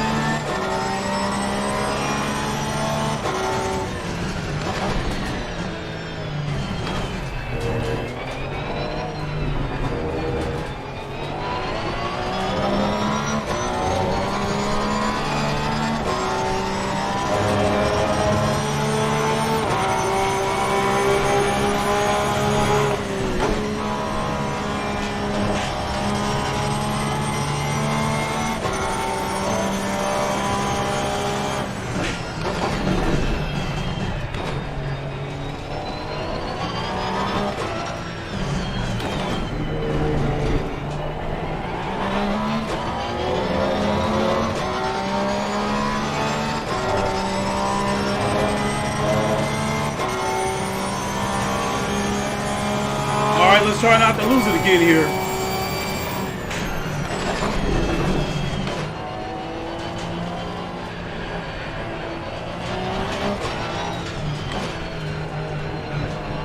Yellow flag ahead. Watch out in front.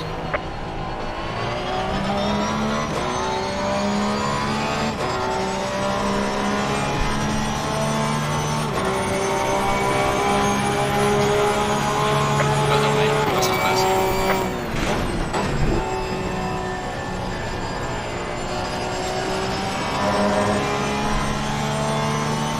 Slow car ahead.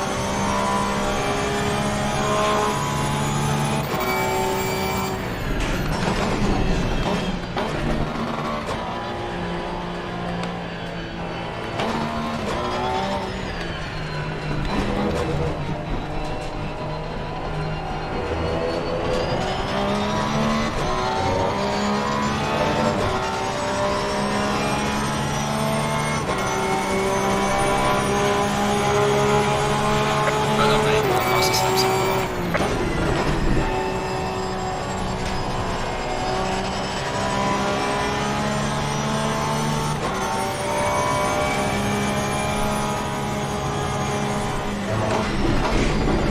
We are at the halfway mark. Still a long way to go.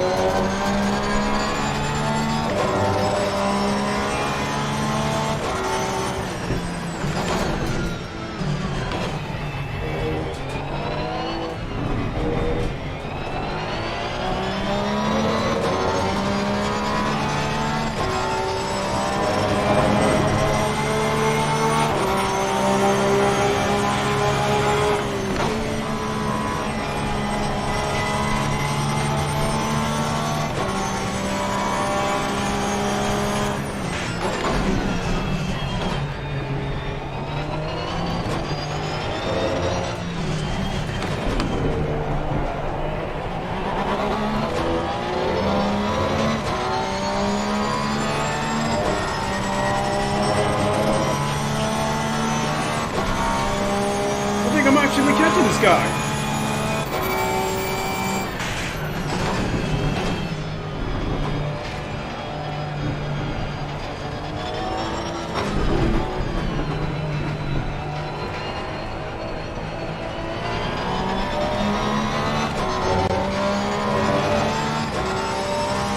Thank you for moving out of the way.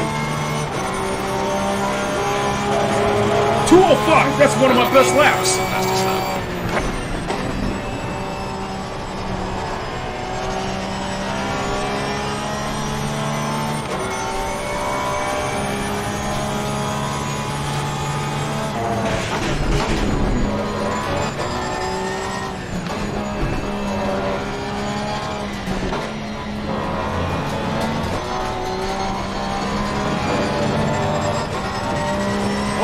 God, that was intense.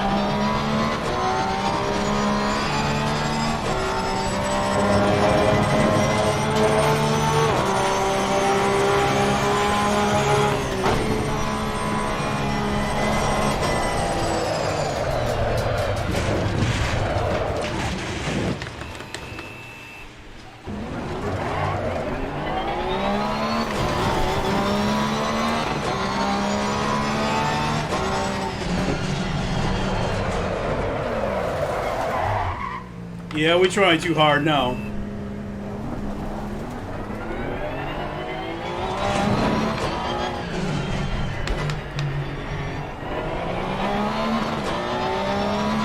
Yellow flag in sector 1.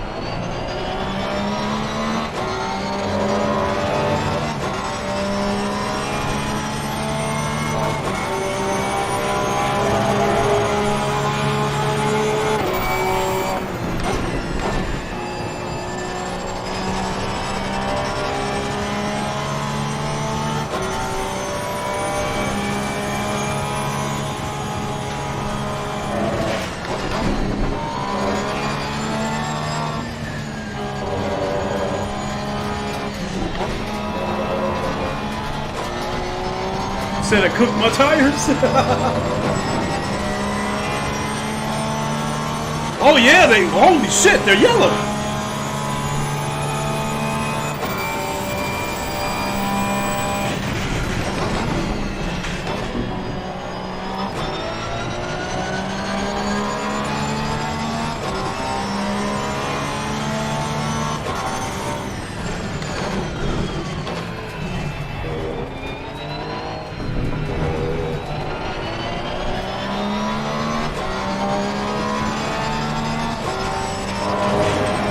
Yeah, you're right. That left rear tire is yellow.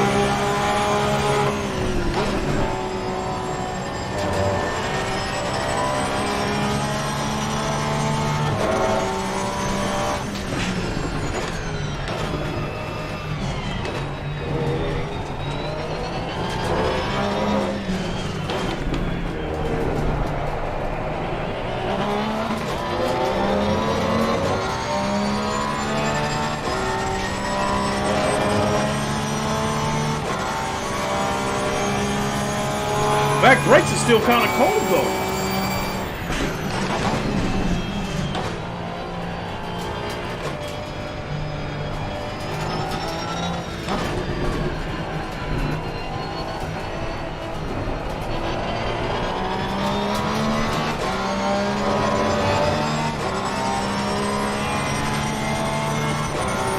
I am driving the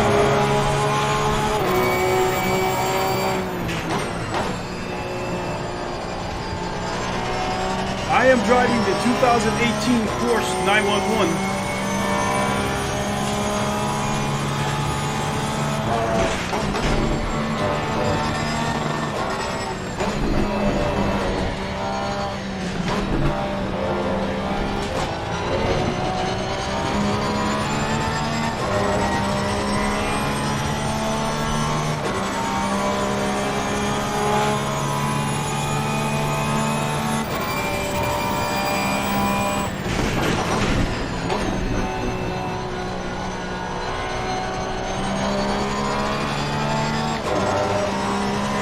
Yeah. That's the one.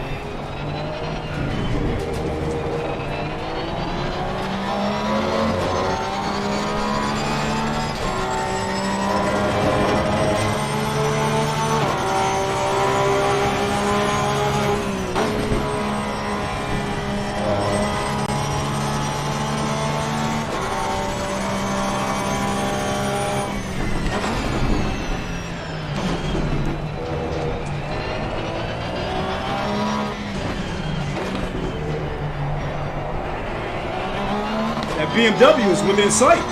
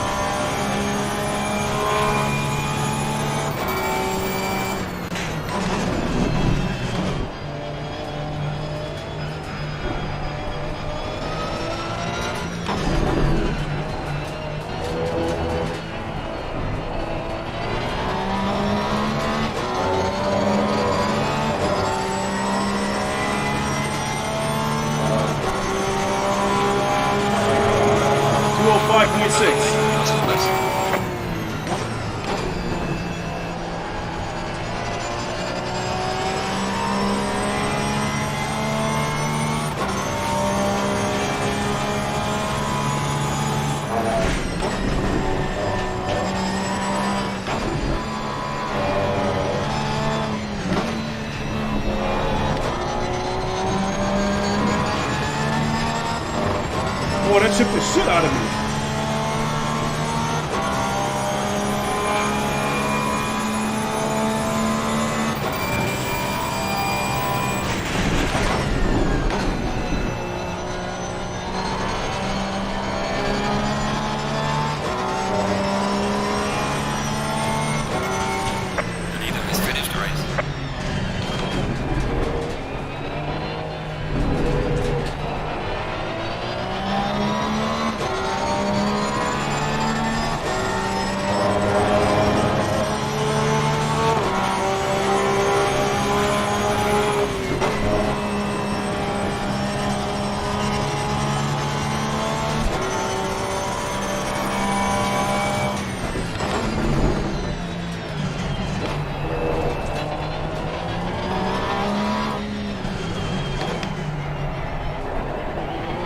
If I wasn't making so many mistakes, I could have caught him.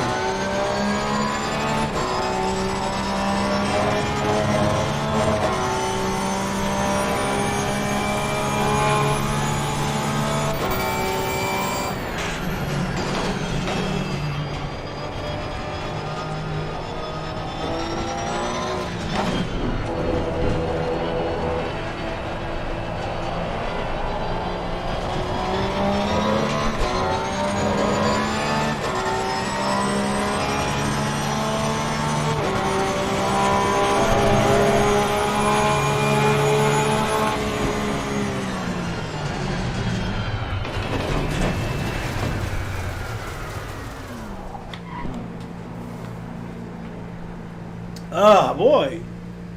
Well, I finished up in 6th place. I turned in a couple of good laps. I think that 205, I think it might have been 205.4. I think that might be my fastest lap on this track ever. Because I realized a couple of things. There was a couple of times where I downshifted into 3rd gear when I should have been in 4th. There was a couple of times I downshifted to 2nd gear when I should have been in 3rd. So that bogged the car down. When I figured that out, I started turning in better lap times. Was able to maintain better control of the car. So, geez, boom, you know, found it out late. GG, Race Lincoln, appreciate it. Support Gaming, you said, I think the Ferrari 448 is the fastest car in AC as of right now. I don't know. I mean, you get no argument from me there.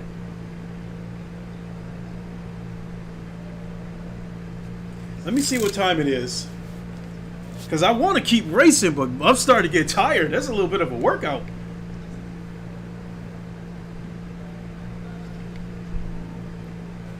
Uh, 10:45.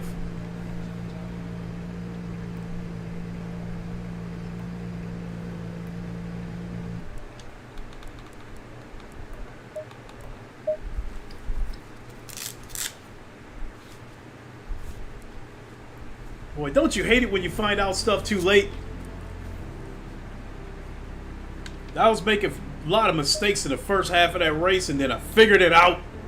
And damn it, I started racing better. And then that BMW that passed me a while back, I started reeling him in.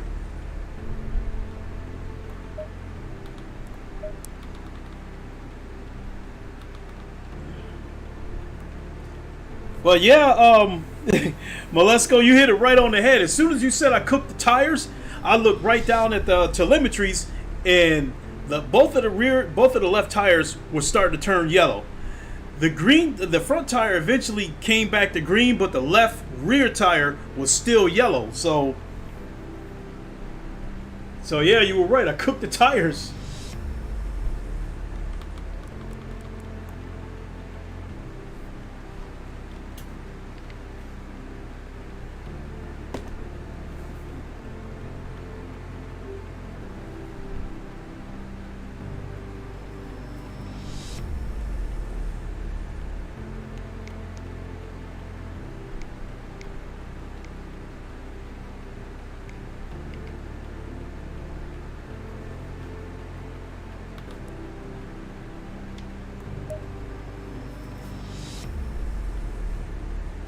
He said, I can only do 1 or 2 races myself, then I'm knackered. But, see, the thing about it is, it's a learning curve all over again. And every time you learn something new through each race, you want to do it again. And I definitely learned something about Silverstone in that last race.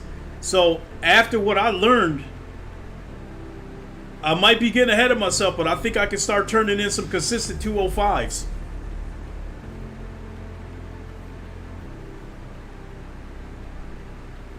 So, and that was a track that I said before that had historically given me trouble. And oh shit, I like that track now. I really, really like it.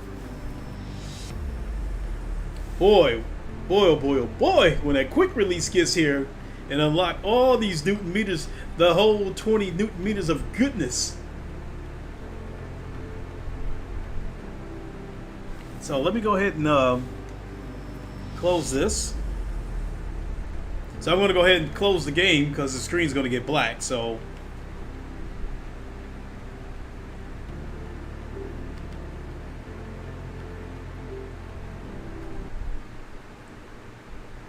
would you like that tip now? Yeah, go ahead. I was waiting for that as soon as I got done with the Bathurst race. Sure.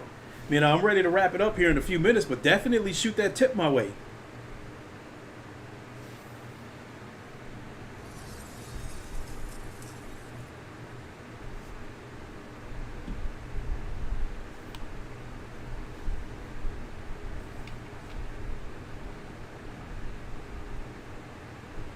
Oh, that was a lot of fun.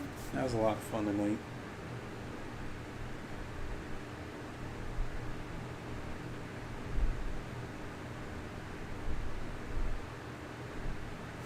I'm the type of person that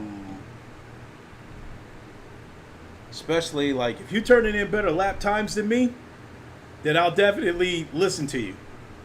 I was a bowler in my younger days. I bowled for about 15 years. And I carried close to a 200 average. When people with an average of 135 start walking up to me and trying to give me tips and I got a 200 average, it's like, get out of here. But if I got a 200 average and a person with a 210 average say, hey, I can help you, bring your average up 2 or 3 more pins, I'm like, okay, bring it on. Let me hear what you got to say. But yeah, definitely shoot that tip to me, Melisco.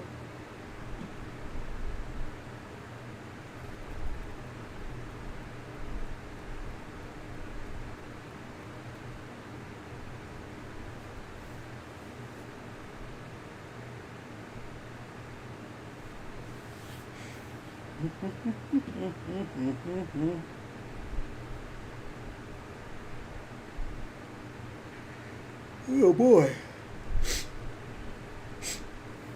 And I think after I get done with this, I'm going to stretch out and watch some YouTube videos, mainly sim racing videos. Get caught up on people like Dave Cam, Jardier, Dull King. And pretty much watch any video where they're reviewing some sort of wheelbase. I even watched reviews where they reviewed the Thrustmaster T248. Because what I really wanted to do was see if these guys were being honest.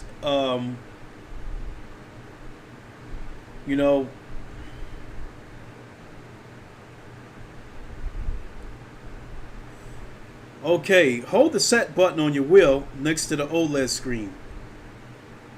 and press left or right on your funky switch to change info on the wheelbase, you will see what newton meters you are putting.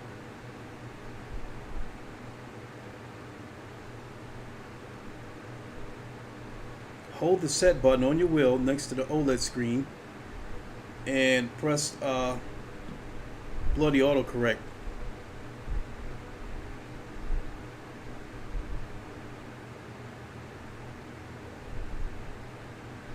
Okay, hold the set button on your left.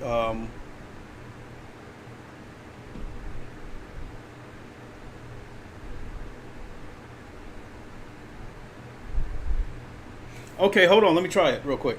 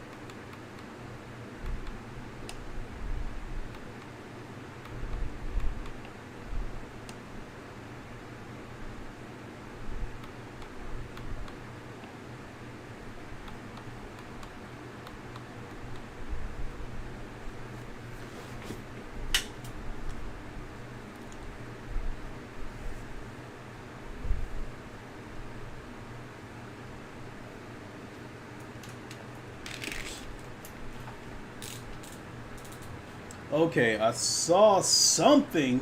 I hit that set button and I clicked it to the right a couple of times, and I saw a meter that had M and then like 0.2 newton meters, and then next to that it was like MPK 10S something.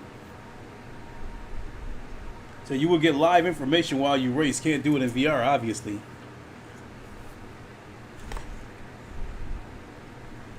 So yeah, definitely.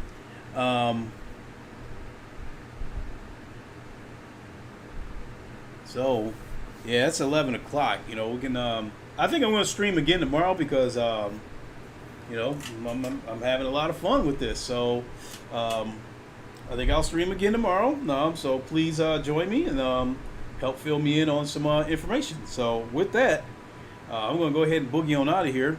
Get stretched out, grab a quick bite to eat, cold drink, and watch some YouTube videos. That's the one. Okay. Yeah. Please join me tomorrow, Malesko. So and help walk me through this. And then there was another on one of my previous streams. I can't. The name escapes me at the moment.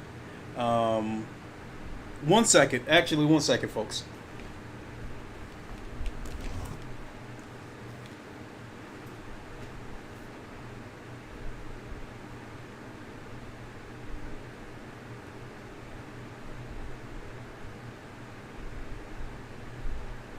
Oh, I forgot. The mic is still in front of me. So, 1 second, folks.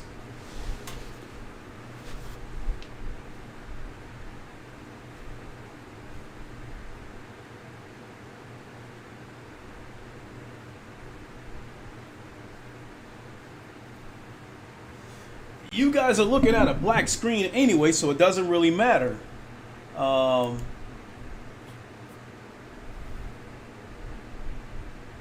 Great stream. Good to catch up, Lincoln. Appreciate it. 1 second, because I want to acknowledge someone. Josh Peets, because I currently have 1,035 subs, and I do this for the passion. I enjoy doing this. I really have fun streaming to YouTube. There was a point where it was starting to feel like a job, because I was starting to do a lot of streams to try to get the attention of developers, so I could get, like review keys and stuff like that. But I backed off of that and started, going back to doing this for the love. And I've always loved sim racing, and now I finally have the equipment that matches my passion for sim racing. So this new learning process is really fun. I'm really, really enjoying it. But the reason why I wanted to say something was I don't go to YouTube that much on PC. I try to get, whatever information I get, I usually get it from the mobile app. And the mobile app does not really tell me when I get new subs. And there's no way, with the mobile app, there's no way I can backtrack and see who subbed. But on PC, you can get all that. You can get who your latest subs were, and I think you can get the exact date that they subbed to your channel. And so I appreciate when I get new subs, but when I go by the mobile app, a lot of times I don't know when I get new subs, and I don't know who they are. I only know that I got a new sub because of the number count. It might jump up. I might, by the end of the week, I might gain 2 new subs. Hey, JD Max, what's up? So there's a new sub to the channel named Josh Peets, and definitely want to welcome him to the channel. And he left me a really, really long comment, because he's kind of in the same boat as me. Got a DD1. McLaren wheel, GT Omega Prime, I think sim racing, and I definitely want to get back to him and respond to his comment. But if he should happen to see this, welcome to the channel. I appreciate the sub. And checking on the last 2 comments before I get out of here. JD Max, you said crazy freaking F1 race, bro. I saw that. I didn't see the race, but I saw that wreck at the beginning of the race where that car was sitting still and somebody plowed right into the back of him. Boy, that was ugly. Malesko, honestly, one of the reasons I followed you, as I could see the passion in what you do. Definitely. And I think one of the things I like about the amount of subs that I have is that I remain approachable. I'm one of the I think I'm one of the YouTubers that you can approach, because I don't have a lot of subs. Some of my YouTube friends, they were very approachable in the beginning. They're still approachable now. It's just that they can't conversate with me the way they used to, because they've gotten so big. Some of my YouTube friends had maybe 3,000 subs when I met them, and now they got about 30,000 subs. So between YouTube and Twitter and all the other media outlets that they have accounts with, trying to respond to people on that, it's like I don't get to hold conversations with them the way I used to. And that's one of the things I like about having the amount of subs that I have. I think I have enough subs that, if I come across a subject that interests people, some people will check it out. But for the most part, I like that my channel, that the sub count on this channel is low enough that I can still respond to people in the chats. So yeah, in that aspect, I think I'm approachable. I try to respond to everybody. I don't do the console war stuff, so I don't have to deal with trolls anymore. When I was doing the console war stuff, I dealt with my fair share of trolls, so I had to block a few people. But VR sim racing, combine the two, it's like, I love it. And he said, JD Max, he said, I'm always going to be around. Definitely, no doubt about that. Oh, speaking of which, for those of you that's still in the stream watching before I get out of here, JD Max, his Twitch channel, just a minute, let me look it up so I can give you guys the exact channel. check him out. He streams iRacing on Twitch. He is much better than me, and you'll see better racing. Check him out on Twitch. 1 second, I am getting his exact Twitch channel.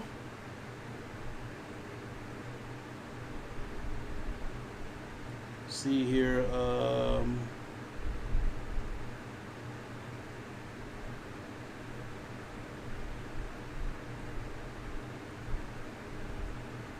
It is JD Max 1210. So yeah, the matter of fact, I'll just type it in the chat because I've got the keyboard right here. So I will type his channel right here in the chat. It's, JD Max 1210. That's his Twitch channel right there. Check out JD Max. Again, he streams on Twitch. He streams iRacing, and he races in VR just like I do. He's just as passionate as I am. He races just like I do in VR. Can't race any other way. Checks in the mail. hey, that's brothers got to look out for each other. So definitely check out JD Max on Twitch. With that, I'm going to go ahead and boogie on out of here. I appreciate everybody tuning in. This was a lot of fun tonight. I really wish I could stay up. I think I've got some vacation time that I got to burn, so I'm going to... so I think I'm going to try to take a day off here in the next couple of weeks. Take a Monday off so I can stay up all night and do an all-nighter on Sunday. But I'll definitely stream again tomorrow, because I'm really enjoying myself with this, and I'm gonna go ahead and bust on out of here. Thanks for watching, everybody, and for those who are new to the channel, I give the Wakandan send off. So with that, you guys know the line: Wakanda forever, long live the king, and deuces. We'll see you, everybody. Thanks for tuning in.